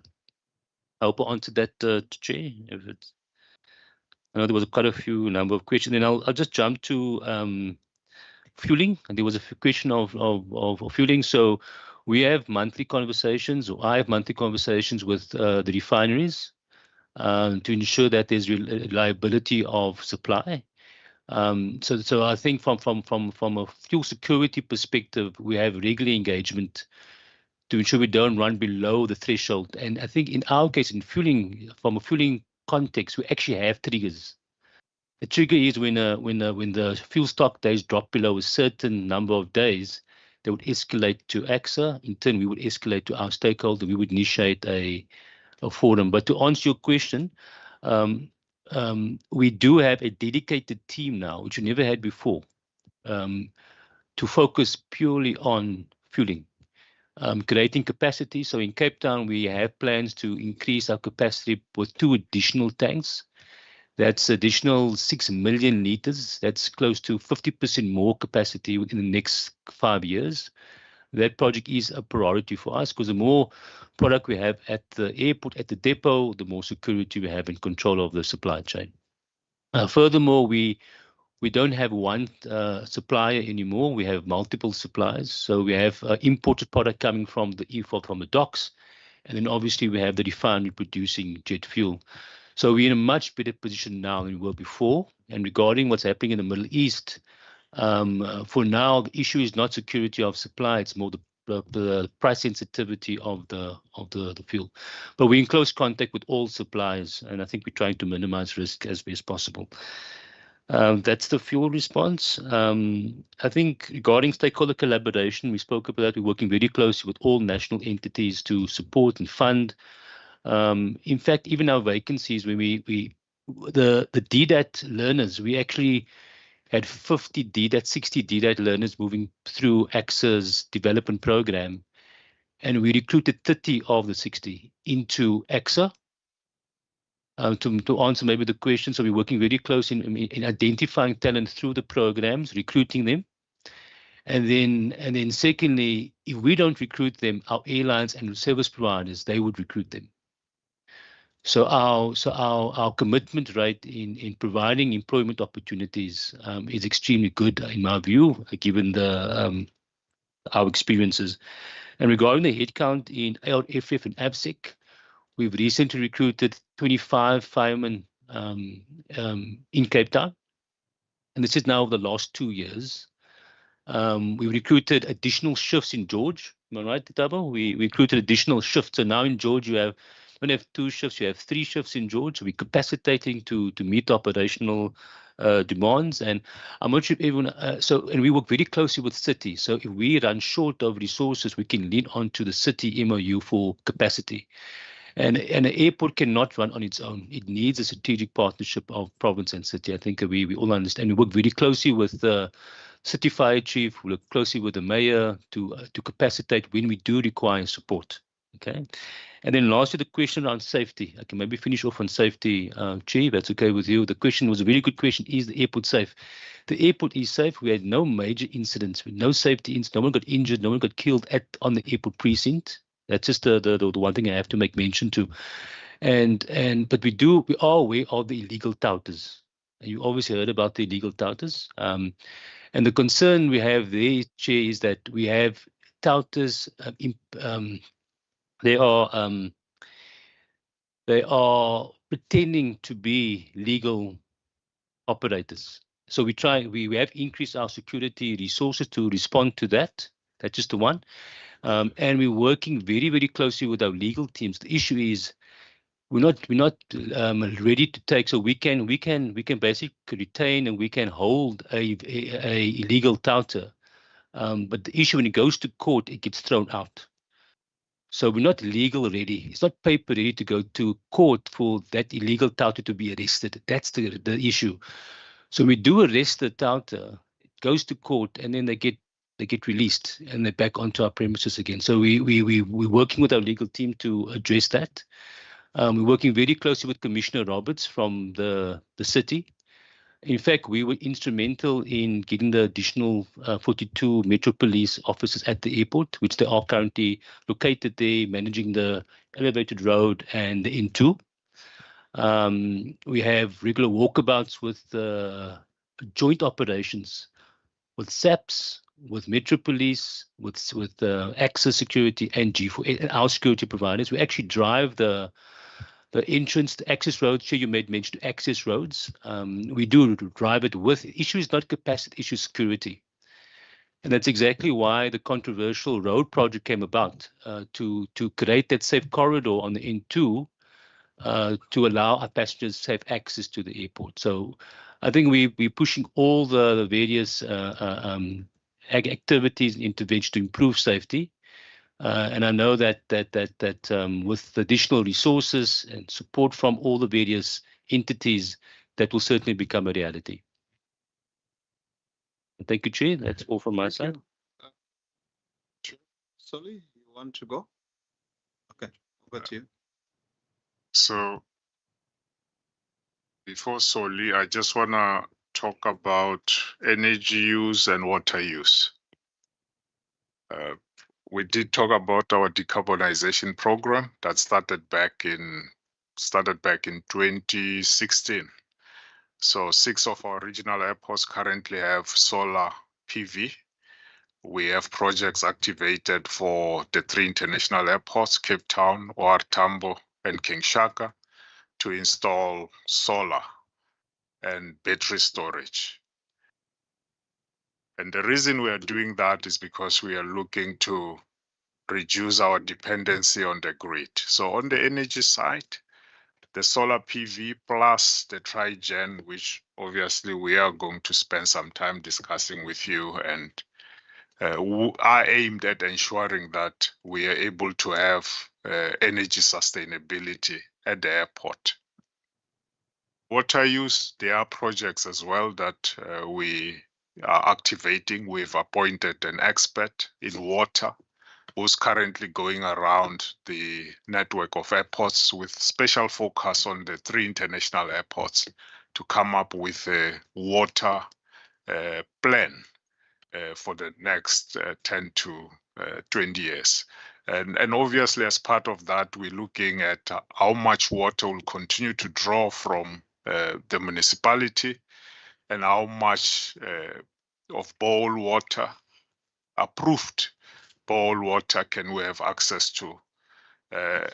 And as part of that, it's also what we call circularity. How can we then ensure that we treat water and reuse at various parts of the airport so that we can keep the freshwater intake to the minimum?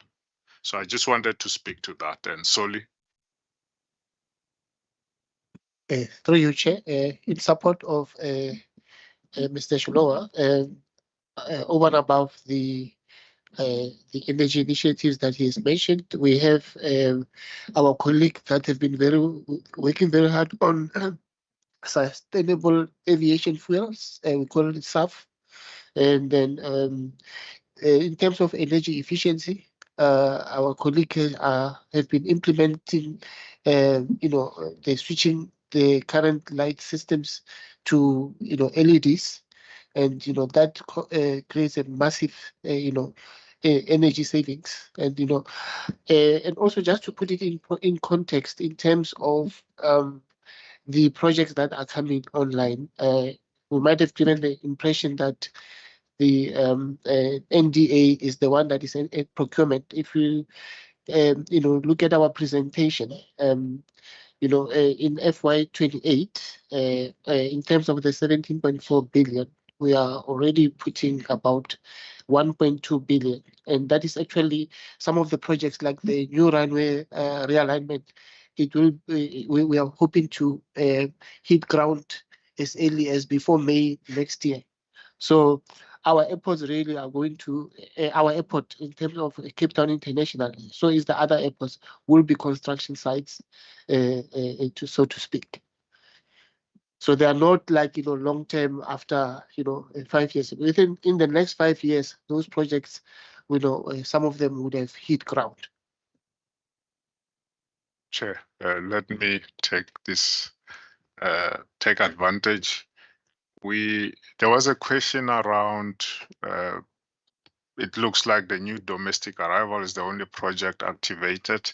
There are reasons why, it's not the only one, but there are reasons why most of our projects are coming on stream, and I would like the person who's been very close to that process to just talk about what we were busy with when we were hit by COVID, etc.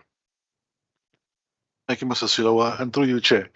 So COVID was really a massive shock to all of our systems, and more so us as the airports company. At that time, we were out to tender, in fact, for the new real land runway, about to appoint a contractor.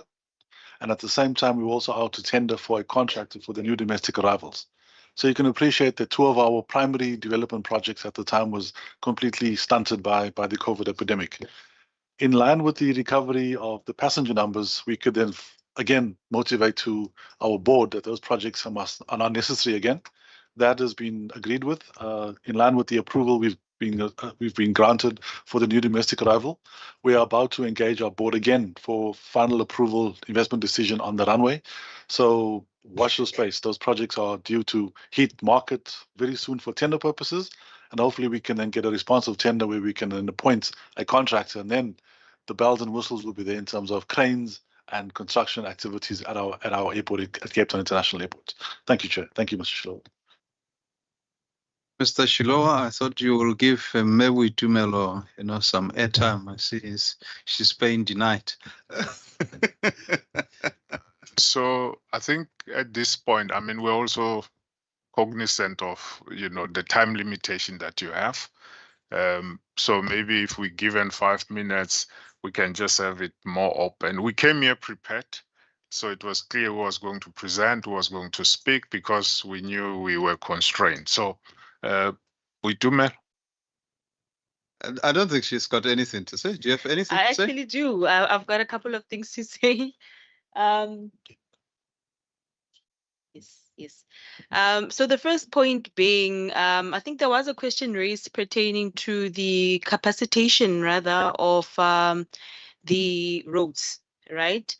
I think the question was centered around, will the roads or the local roads still be capacitated to accommodate any form of additional loading?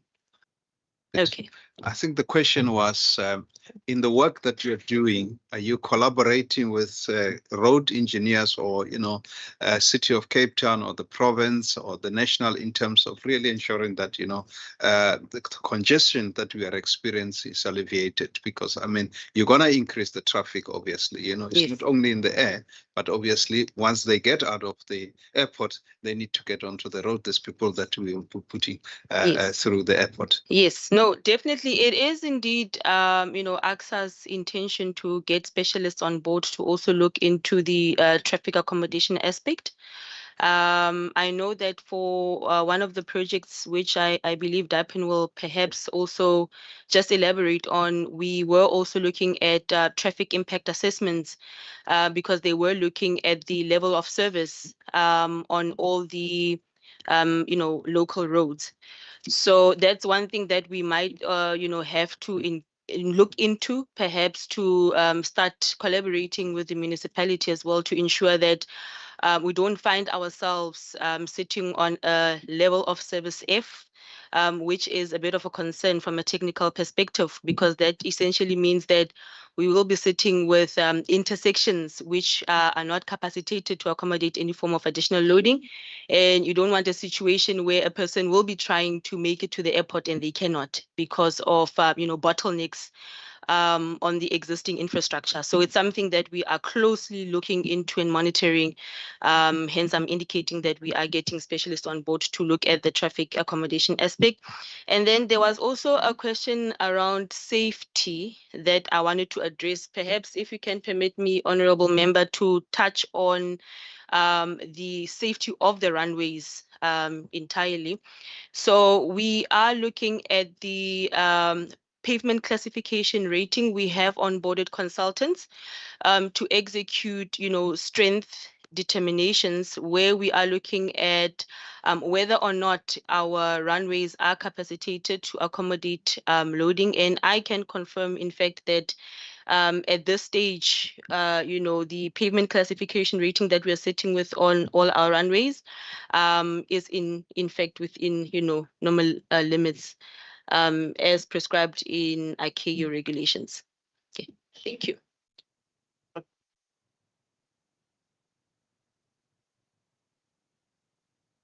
Yes, you can proceed, Chawa. Oh, sorry. This issue of safety, because honorable member, when she was asking about safety, I think it's a broad question, and I think safety is very important.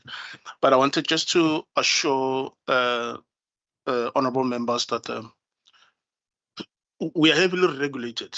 So there are things that we may not have spoken about because we focus mainly on the capacity projects. But we do have other processes and projects on the side which are meant to ensure safety of the airport. Exactly what Putumel just mentioned now. That is another project that is actually is happening to make sure that the runways are safety. But there are also other airports more than that. Example, as honorable member mentioned, the weather and the climate and difficulty of landing and so on. We have what we call ILS, instrument landing. What do you call it? ILS? Yeah. Instrument landing systems. So that is meant to assist with a safe landing during adverse weather. So and our airports are actually equipped with that system. However, we're also replacing that system with a new system. To if you remember, we had adverse weather not long ago, but you've never had that airport is closed. We still actually operated. We didn't have a lot of diversion. I think we had 1 or 2 diversions. We had all wide body aircrafts actually landing safely. So safety, we are regulated. We are audited by ICAO. Exactly what she's talking about is what ICAO has prescribed. So we have to comply with that. CAA locally is actually they give us license to operate. So every year, the auditors and there are also other ad hoc audits that are actually happening. That's why we've got a weather services on site, you know. So we get audited together with weather services. In fact, yesterday we just did a closeout meeting for AVOS system, whether it's working or not, and you know, so and we pass all these audits with flying colors.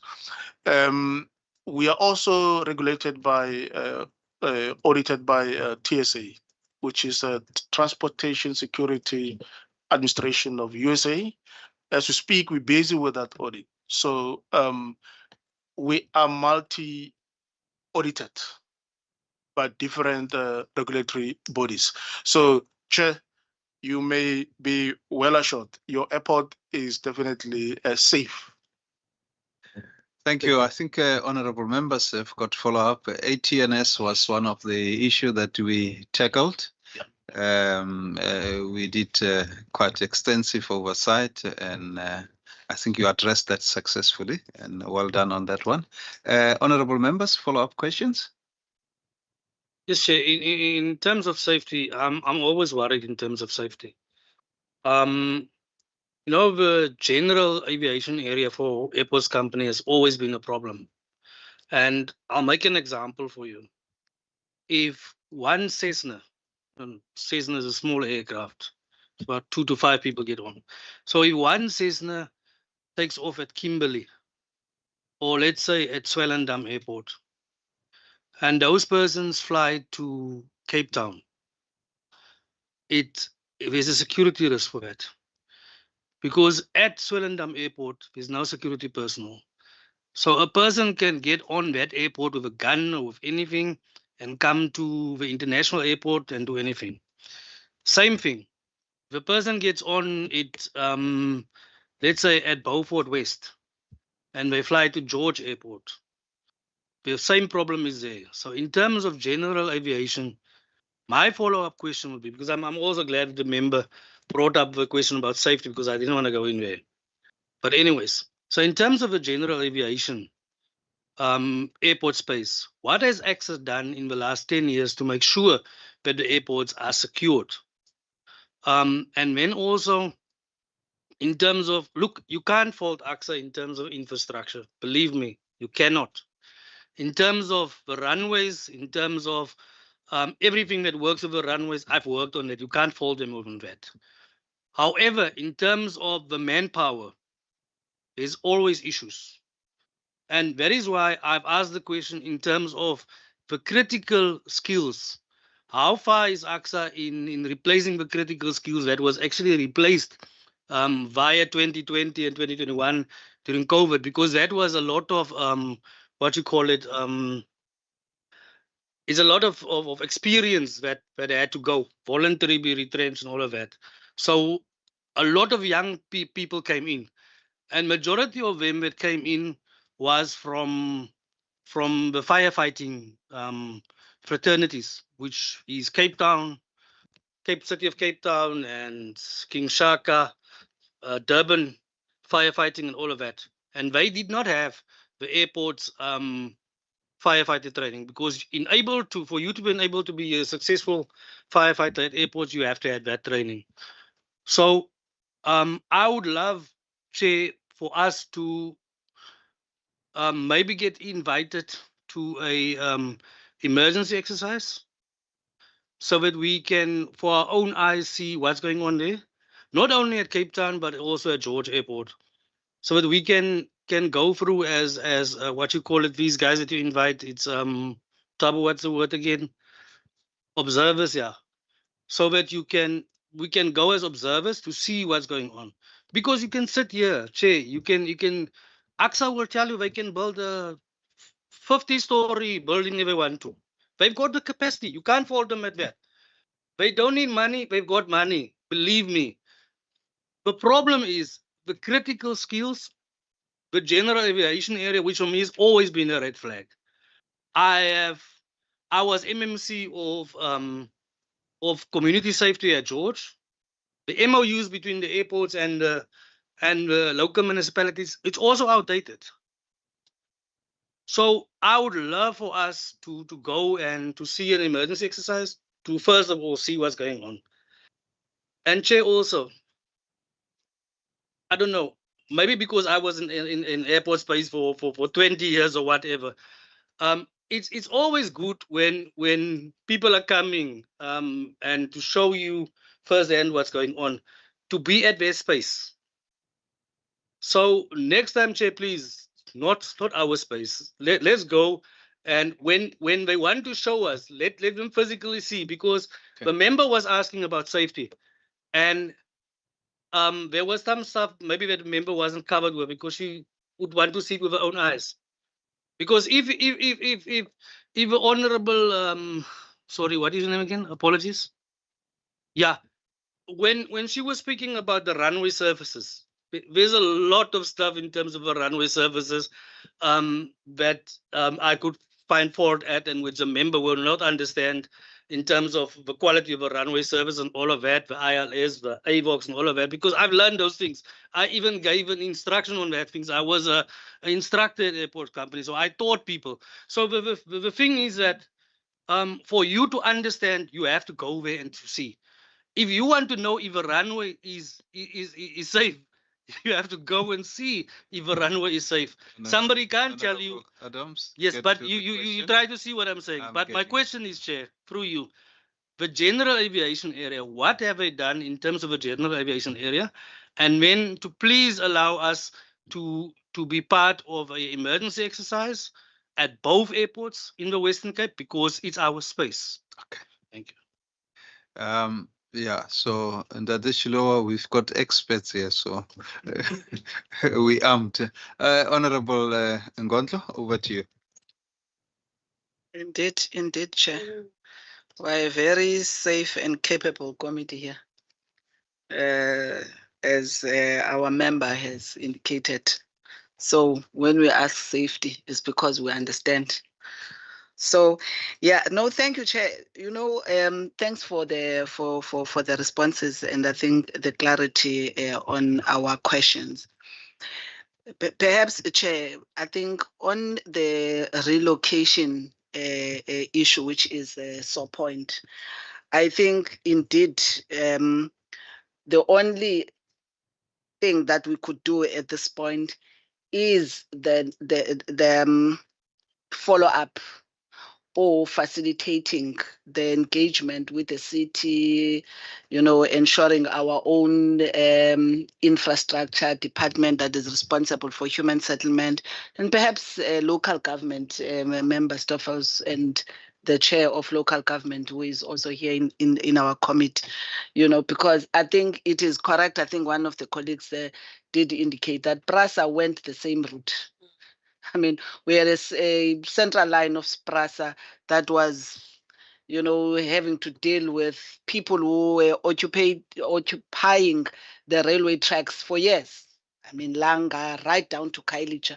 To date, we've got trains that are moving. It was a very difficult process to remove those people, to talk to the city of Cape Town, because if you're going to move people, there are particular zoning applications that you must do. For all of that, it is not an easy process. And as you are busy with that, the communities are not waiting. Because whilst you are dealing with the city of Cape Town and trying to push this paper for zoning and application and other people are coming into the space, which has been the problem. I think Reggie of Prasa there could, I think, give you a whole lecture about how they've managed that process. And to date, they've got nobody on the rail tracks, you know, but it didn't come cheap. I mean, we would recall one of the community leaders was actually shot dead, I think, in Philip on one night, you know, because of that particular project. So it's a very tricky situation that you're going to find yourselves in. But I can tell you for free, you would need to tread carefully, you know, with the wording, because once communities hear that you want to evict them, they use also their own power. You can go to court and court is going to give you an eviction order. But the point of the matter is that you will have to, you know, take that eviction order to those people and remove them. So I think it is important. Timing in this thing is very important, because if you let it slide, the more people get into the space, you know, with also the laws in our country in terms of security of tenure, that you can't just evict a person if you did not remove those people instantly, you know. So I think it becomes an important conversation with councillors of those areas. I know Blackisdorp and other, you know, areas there, you know, would recall that such work gets to be done. But for me, I think the sooner the better. And going back, because you are so spot on, one thing, you know, also being a community activist, that I've always known, people were so much happy to engage with. I mean, AXA was one of those entities people believed that, you know, is coming to them, it's engaging with them around exactly this whole development and the problems thereof. How you lost it, maybe because of COVID, I think you must go back there very fast. So I think it's something that we could be able, Chair, to sort of support. The one issue that is always my gripe on infra, and I've moved on that project of relocation. I'm going to use that term, not eviction, relocation. So I've moved on the relocation. I think colleagues, when you recall, I think through the chair would know what is required. My only concern, going back to CAPEX projects, you know, and how they are always lauded as the, you know, the recipe for economic growth. Huge numbers, but when it comes to what we are looking for as a developing economy, jobs, very low. You are talking about a 99 million spent only to get 216 jobs. There are these direct jobs. Where are the other indirect jobs? What is going on here in terms of numbers? Because I think Elsa being here, one thing we're about growth for jobs. Because the truth of the matter that even makes those people to stand and occupy, it's because people do not have jobs. And they're looking for jobs that are paying, not EPWP. We're talking about serious jobs that must be paying so that people are able to earn money to go and buy themselves houses without having to wait for a donation from government. So I'm asking myself, if we're able to have 99 million rand spent and only 216 jobs, math is not mathing, you know. So I'm sure perhaps these are direct jobs. Maybe you can spare much. And I'm interested also in your more than 30% target that you have reached, and your 50% versus the 77% target. I'm from Gugulethu, so I'm from here. I'm a Kapenar, so I'm a person of the Cape Flats. Part of what in my engagement with people, subcontractors and small business people, is the fact that they don't get most of these opportunities. Actually, what happens is that we see companies, not because we are promoting any regionalism, but what we are saying, when in a huge infrastructure project touches the ground, it must at least impact the locals. So I'm interested to understand here how much of this subcontracting you're talking about, 50 to 77%, you can tell us actually majority are people of the Cape, you know, because you are also here. Cape in terms of Cape Town and Western Cape as a province, that is very important, so that capacity is also, you know, able to be developed. The last one, which I'm sure Member Bryant can be my witness on this one, on the safety. I'm happy, Thabo, that you've covered a lot of areas with Tumelo. Not sure why Chair specifically requested you to speak, but we appreciate, because we even heard your voice. Thank you very much. On the safety one, on illegal imports. I know that's not your space. You provide infrastructure. BMA would be the one speaking, but because you are here, one is interested in this particular area. I'm not in any way insinuating that there has been any illegal activities in your airport. I'm looking for that, once again, confirmation. And actually, recently with Member Bryant, we even heard of plants, you know, very special plants that are leaving our province in numbers, I think with cartels from China and other areas. And their route could only be the airport. So for me, I'm also interested in that. especially because even DTIC recently spoke about, they call it a pre-export verification that they're going to be rolling out on the Chinese imports that are killing our textile. And if you talk Western Cape, you talk Cape Town in particular, where people of factories, clothing and textile is one of our own sort of industry that has been killed. So when we're talking about the growth that Elsa and them about growth for jobs, we are looking for industries for our people to participate, not to just go into EPWP jobs. So my interests are around those particular issues, and the extent to which you guys as people that are here, with the work that you are doing, are enabled from a safety point of view. Thank you very much, Chair. Thank you, Honorable Member.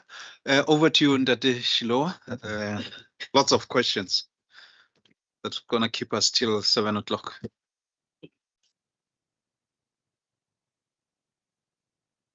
Okay. Thank you. Thank you very much. Through you, Chair, I may not be able to answer all the questions, but maybe I will start with Honorable Brendan's question around vacancies. Whether people who left AXA during COVID, have we closed those critical roles? So answer is partially. We have closed critical roles partially.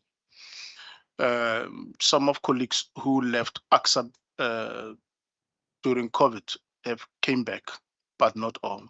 So yes, as much as we said we have filled, for example, fire and rescue, we see fire and rescue as a critical roles.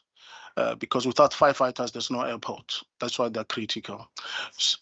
So as much as we say we have filled those positions, we still have certain vacancies. For example, Brendan would know, here in Cape Town, we don't have enough wildlife officers. I think he knows very well what I'm talking about. So we don't have those. We do have, but not all. So we still have some open vacancies, but that is what we are working on. Unfortunately, so Brennan, in the beginning, you mentioned, he mentioned Chair. Honorable. I want to protect you.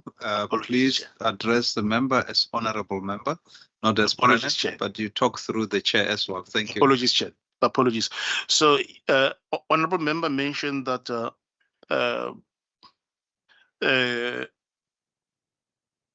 AXA's number of employees have grown to numbers beyond pre-COVID, which is true. But that growth is not in all areas. There are certain pockets of growth. So currently we have a soft moratorium, so we are not able to fill all the vacancies. So we still have those vacancies, but like any other years, we always have vacancies. So at some point, we will say we have closed those vacancies, which are critical. Okay, and then on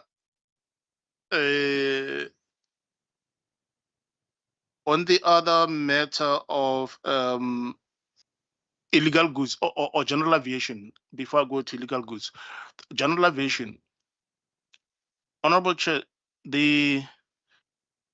I admit the risk that Honorable Member is mentioning in terms of general aviation as a risk, because we identified general aviation as security risk.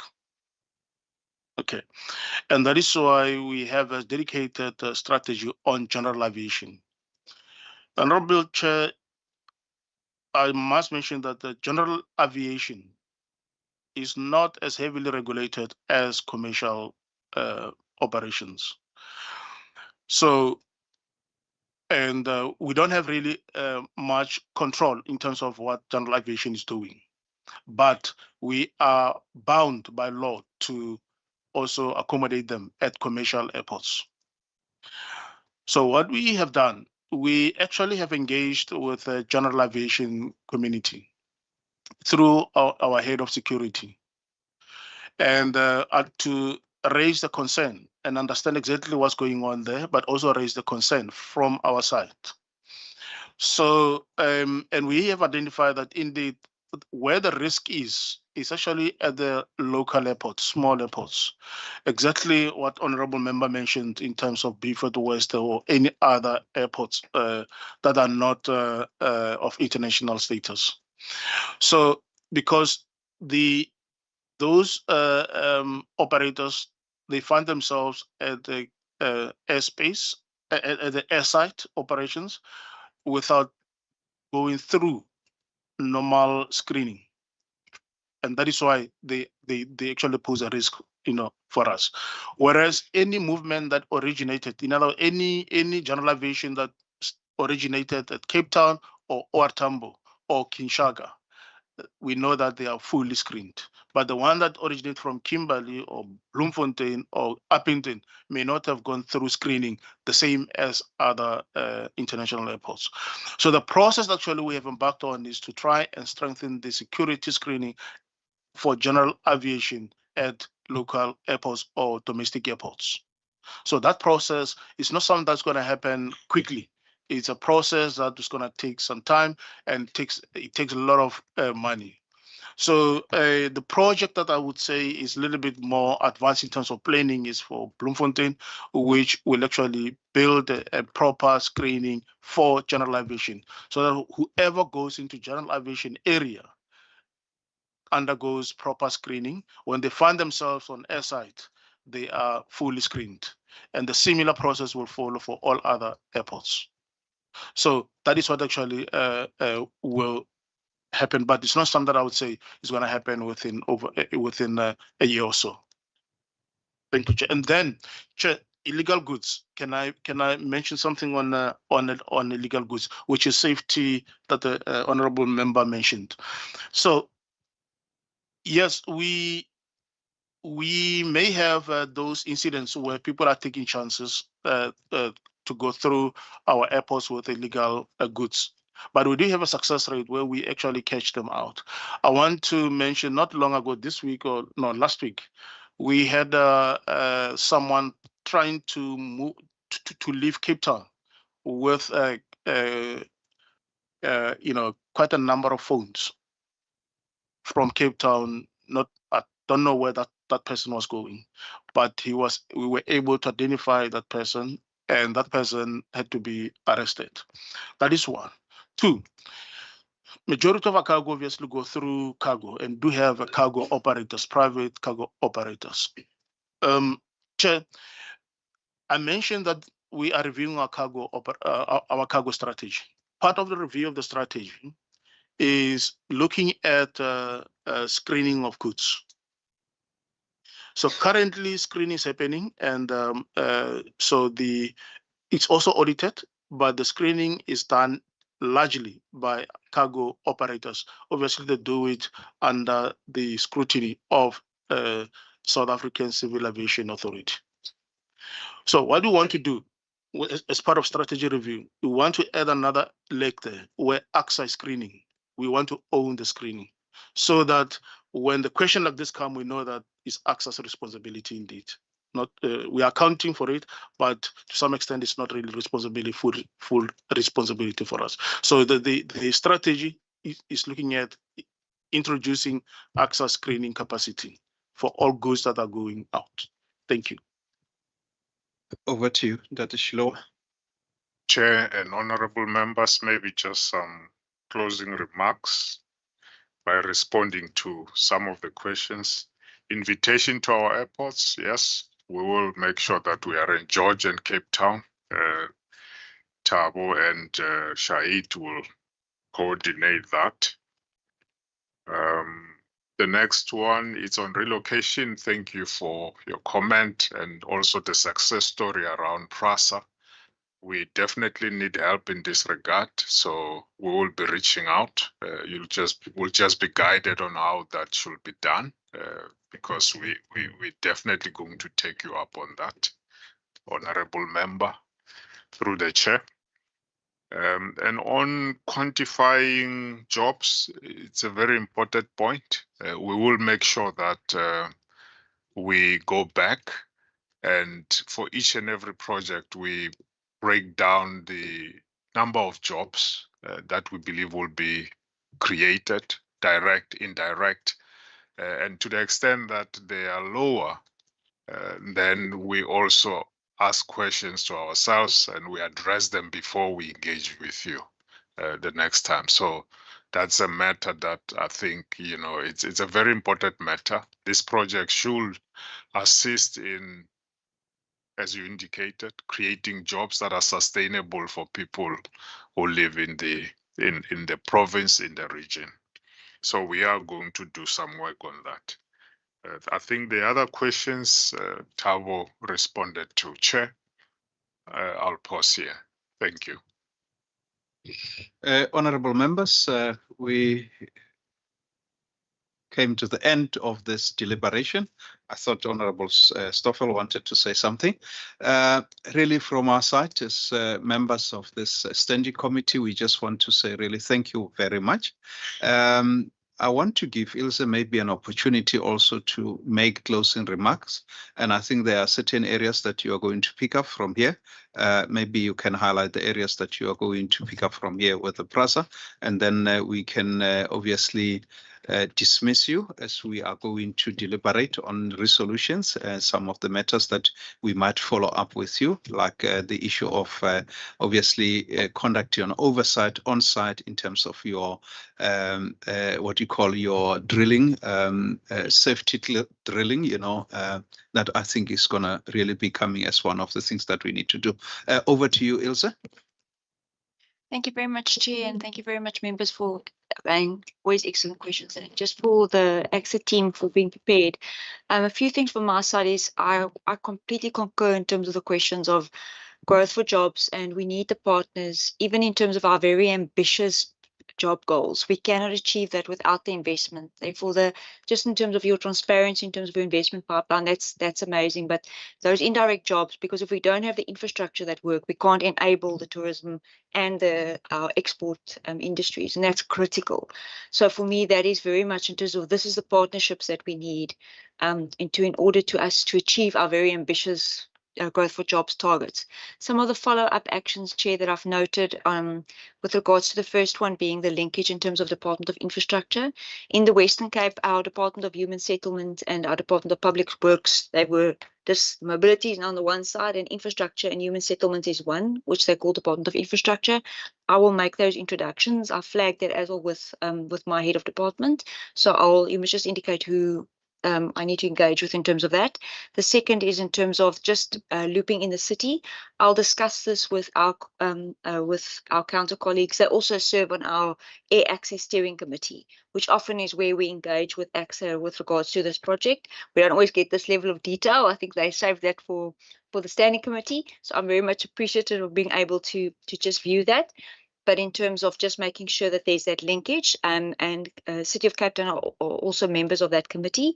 Then thirdly, it's just with regards to the cargo. I've noted your feedback loop on that, especially in terms of your master planning. That's just something I would keep my eyes on in terms of you mentioned you are in the process of your cargo master planning. And then the fourth action on my side was with regards to your Trigen project. I will then again just request if you could provide me with the detail of who I include so that I could set up that engagement with our core energy team. And then I would possibly include members of our Department of Environmental Affairs as well, just to be looped in there as well. Thank you, Chair. Those are the actions that I've noted on my side. Thank you. Once again, really thank you very much. I think you made your closing remarks. Honorable, we're going to do the resolutions. So if we can keep that hand for the resolutions, we will wrap up with the resolution. Really, from our side, really thank you very much. If there is anything that there is nothing that you want to say, Mr. Shilowa, we are going to dismiss you. But please go and enjoy the refreshments. Don't leave. We will join you outside with the refreshments and exchange business cards and so forth. Yeah, but really thank you very much for. Can I just say something before we leave? I'd like to thank AXA for the brilliant job that they've done. Oh, you want to thank on behalf of the committee? Yes, Chair. Okay, thank them on behalf. I'd like to thank them, Chair. Look, Chair, these are some of the most brilliant minds in our country. They've made our airports work. There's nothing you can do. You can't replace them.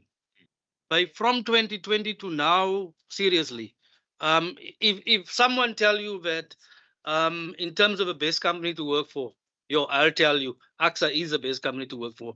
In terms of building our country's capacity, in terms of bringing in numbers from other countries, tourism and all of that, they have the best position to it.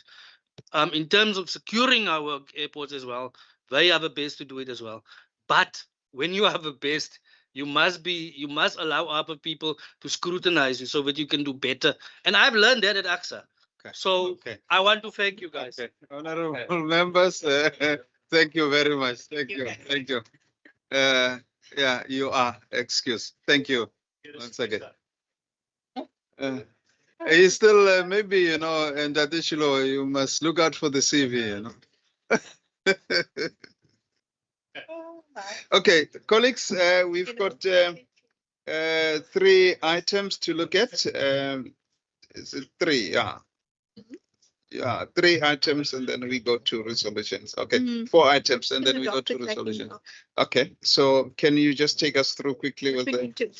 You're not going to do resolutions immediately? Okay. Yeah. Do we do resolution first, or do we go through the documents and then we do the resolution later? What do you think, honorable members? Documents. Documents? Okay. Yeah, you can sit. You're welcome to be with us. No, no, she's gonna take you 2 minutes. Okay, so let's go. Let's start with the resolutions. Any resolutions?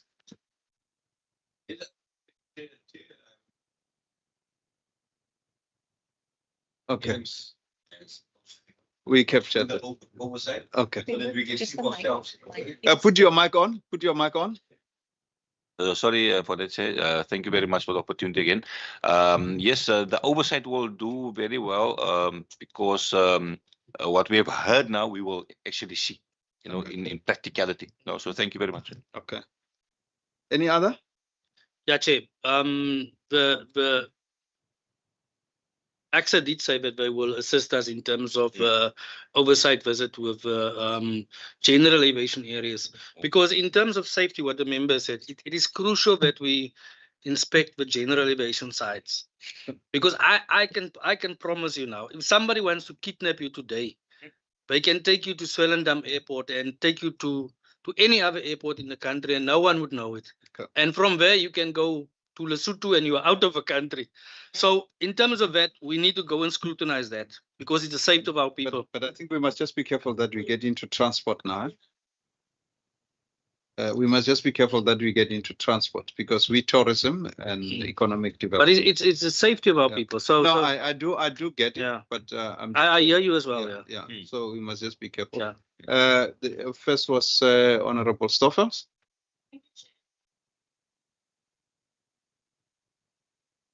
We should really strengthen in that engagement that they have referred to, whereby we need these different departments. She even alluded up until environmental. Yes. So I think we need that one also. Interdepartmental. Yes. Yeah. Engagement. How collaboration. Yeah. We'll make it as a recommendation. That the economic development drive that intergovernmental relationship to ensure that they're supporting AXA to do their work. Is that fine? Okay, Honorable Bright. Chair, it's just it's following on from the comments made now. In terms of the safety at the airport, the safety to the airport, and then the criminality that's potentially, could possibly be happening through some of the private airplanes. Should we not look at possibly having a joint standing committee briefing with us and mobility at some stage, where we can ask those questions? Yeah. Okay. Yeah. Yeah. Covered. Sorry, Chair. In terms of Stellenbosch Airport as well, how are we going to facilitate that as well? Because remember, airports company, has a lot of security regulations that we have to abide to. We don't know what's going on at Stellenbosch, because Stellenbosch, the manager of Stellenbosch was actually the old manager of Cape Town, Mr. Ackermans, way back. But in terms of the safety and what's going on there, we need to visit them as well. I think we've got a resolution to visit the Winelands Airport, but we did not put the Stellenbosch. The Stellenbosch is the one just as you drive outside Stellenbosch going to Somerset on the right. Yeah, no, it's not the same one. The Winelands Airport is here in Durbanville. The Stellenbosch strip where they train the pilots and so. Oh, the Winelands one. We already have got the resolution. We already have got the resolution on that one. Yeah. So I think it's on a planning. Yeah. So colleagues, I think we are done with it. Oh, you've got some resolution, Honorable. Yeah, no, thanks, Chair. I'm sure some of the others have been captured already. I think we may need to request through Westgro to get a briefing on the cargo strategy of AXA, Yeah, sure. because it has got direct impact on tourism, you know, but also numbers of those that would like to trade in the province. Because whilst they say they've got relations with Cape Winelands, which I'm sure we'll get some more insight when we visit them, the truth of the matter, one of the things that was raised, I think, in the last parliament when we visited with the committee there, was actually that's the biggest outcry of many trading companies, that the cargo space here in Cape Town Airport is very limited. And for me, if you look at their plans, these things are still, you know, in investment, feasibility, and all of that. So we will be losing, you know, business if we only rely into what they will be saying into the future. So I'm just saying, maybe we just need Westgro to help us in that regard of putting pressure, just getting the information so that we know we don't lose, you know, potential a business that would be coming our province. Yeah, but they also, you know, kind of see that we've got, you know, watchful eye over their activities. Yeah. Sorry, but I'm speaking a lot. Chair, in terms of what the member said, in terms of the job opportunities for people of Cape Town, there lies your problem as well. Because even, remember, if you look at George Airport, the majority of the people that works at the airport, they're not from George. They're from Durban and from the Eastern Cape. So in terms of Cape Town, the numbers are the same. Because you'd find yourself that an airports company would tell you that the people that they imply is according to national figures and not provincial, because they're a national company. So what that delves into is that the people from Cape Town will not get employment at the airport easily, just like the people of George. So where lies your problem in terms of who they employ. You must also scrutinize that as well. Honorable members, I think we must just be careful of what our role is. We conduct oversight, you know, in terms of employment and so forth. I think we leave it to the department, and they will report on, call it a regulated framework like BEE and all others. But how they employ is not regulated. It's not in a legislated format. But I think let's manage what is legislated rather than, you know, what we perceive as the way that the companies are doing businesses. So I think with that said, colleagues, if we can move, we have got two reports to consider. One tracking document, one business plan, and obviously draft committee report. It has all they were all circulated. Are there any mover for the adoption of the three? Sorry, you second, or you want to comment on one of them? Okay. Chair, I would have sent my questions, I think, to the committee coordinator. I did see. Yeah, I'm trying to open them. That's why. One of them, and I think Shireen was helping me when we're coming into the committee, because there's one issue which I think just refer to which document? The business plan. The business plan. Okay. Yeah, on the business plan, I think the couple of things I wanted to understand there was one around, I think I'm interested, Chair, what is happening with our study tour? Just on page? Oh, no, there's no page. Okay. Okay, on study tour. Look, Chair, let me sorry. give you my questions and then you note and then you answer. Okay. Because now I'm trying to, where's my thing? Yeah, I'm trying to understand what's happening with our study tour, both in the in our committee, both committees actually, agriculture and economic development. And I'm okay with the response of the committee coordinator around the budget. For me, I think I was just asking about the study tour because I think we're in the second year of our term and nothing has been happening in that regard. And then secondly, on the issues that are raised in that business plan from comments of the AG. And these comments, they keep on coming back. One is around an infrastructure project and what do we do in monitoring those. And I'm not sure in terms of agriculture projects, whether what would be an infrastructure project to consider, including with the economic development for us to do oversight.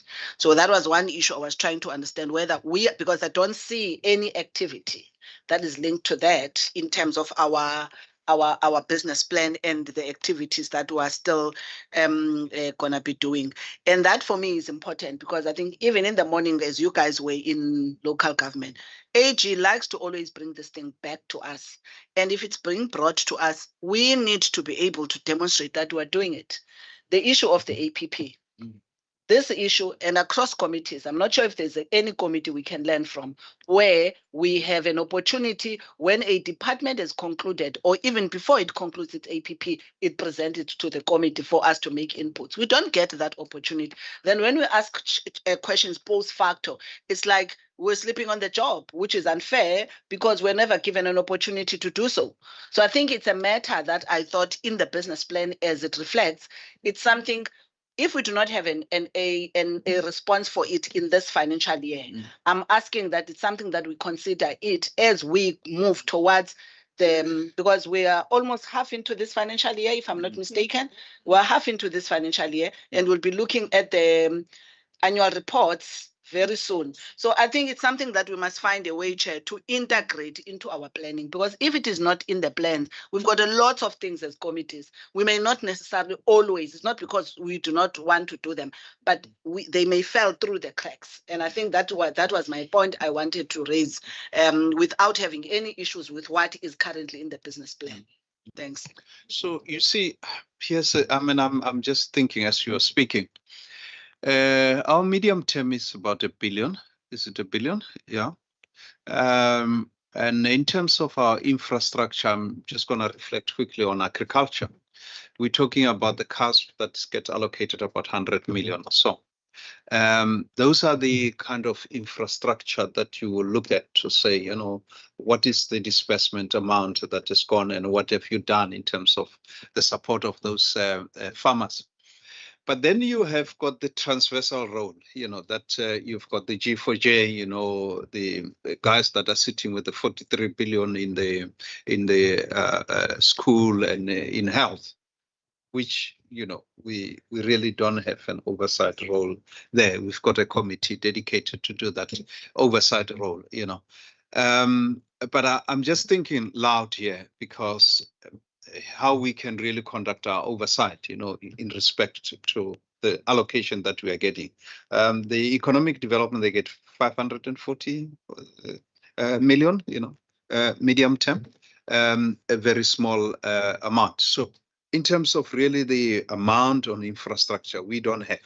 The infrastructure that we are talking about is maybe, when they were doing the veterinary laboratory, that's probably the latest infrastructure, and maybe a follow through to go and look for ourselves or see for ourselves in terms of the 300 million allocation for that disaster. I think that's probably the area that we can look at in terms of our oversight for infrastructure, because that was to rehabilitate and so forth. So that's the one area, but that's incidental, oversight that you will be conducting. The other areas, dams is national, and obviously there's quite a big amount that has been spent there. And yeah, I think that's just my thoughts, but I'm happy to hear your views around how we do this kind of oversight. But like I'm saying, the one oversight will be obviously picking up some of the funded CAS project by department, and we conduct oversight on those agricultural farms. We can pick 3, on an annual basis, maybe something that we can do, on an annual basis. At least we know that we do 3. That's something that I can work, if the committee allows, I can work with Shireen and see how we can really plot and look at who are the funded and how do we conduct that particular oversight.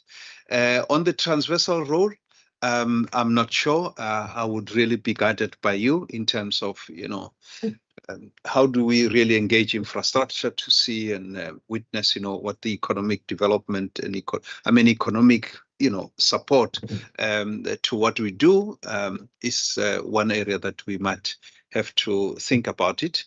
So that's really on that one. The first question, obviously, is the study tour. The study tour, I was given the full impression that the study tour has been approved, we will be going abroad. Then when I went to, going abroad, I just said going abroad, yeah.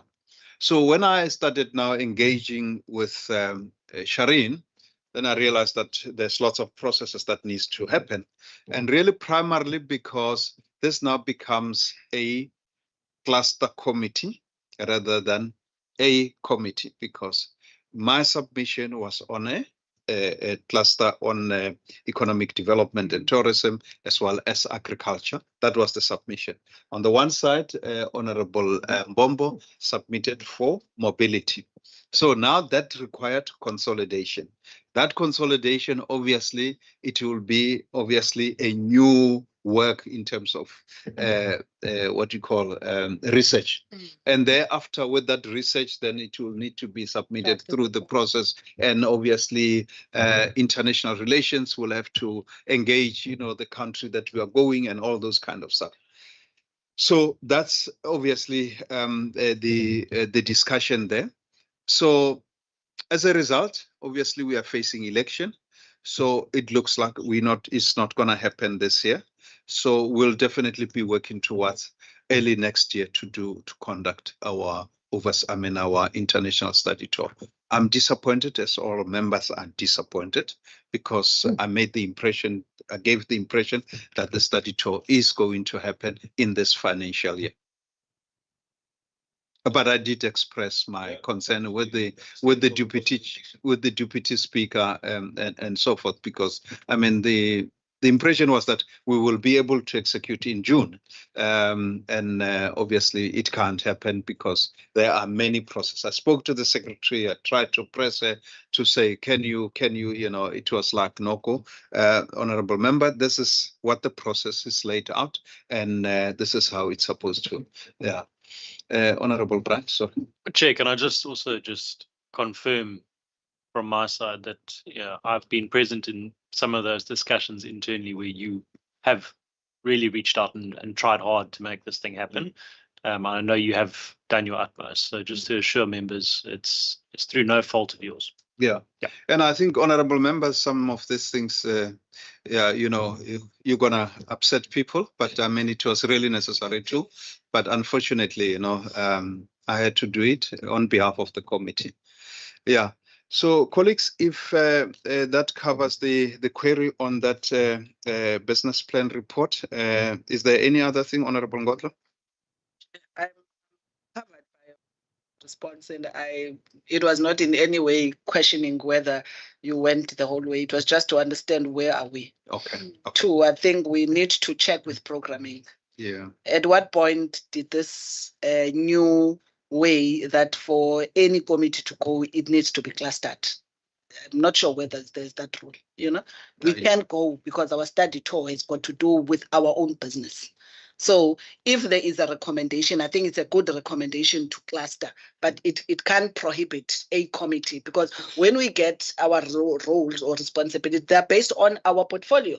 you know. So I think it's something I hear, and indeed we're all political beings. We know this year there's no way we can take if we are already in June now. You know, it's not going to be feasible. That I think we understand. Secondly, I wanted to agree with your initial proposal that says maybe yourself and Sherin, if we can consider, and those who've got suggestions, drop the suggestions with you on how to deal with transversal and those type of projects. Because for me, I think the biggest issue for our committee is oversight on the G4J.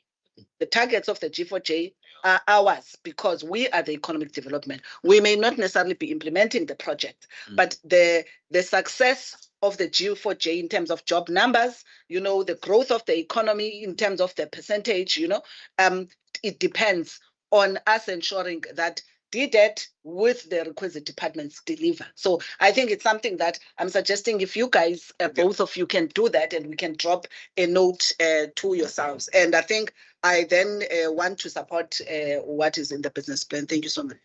Pleasure. Thank you. So we adopted the 3 reports. What have we adopted? You just The business plan, the tracking, and the draft committee oversight. I put the three of them, the background. Happy with that. Okay. And then the last one will be the draft committee minutes of the 12th of May. Can you indicate if you all read and you're all happy? Okay. Propose seconder. Okay. Honorable Brenke, second that. That brings us to the end of the meeting. And under general, are there any issues under general? On the thank you very much. On the issue of the study tour, if we're indicating that next year, early next year, it will be possible. Is there any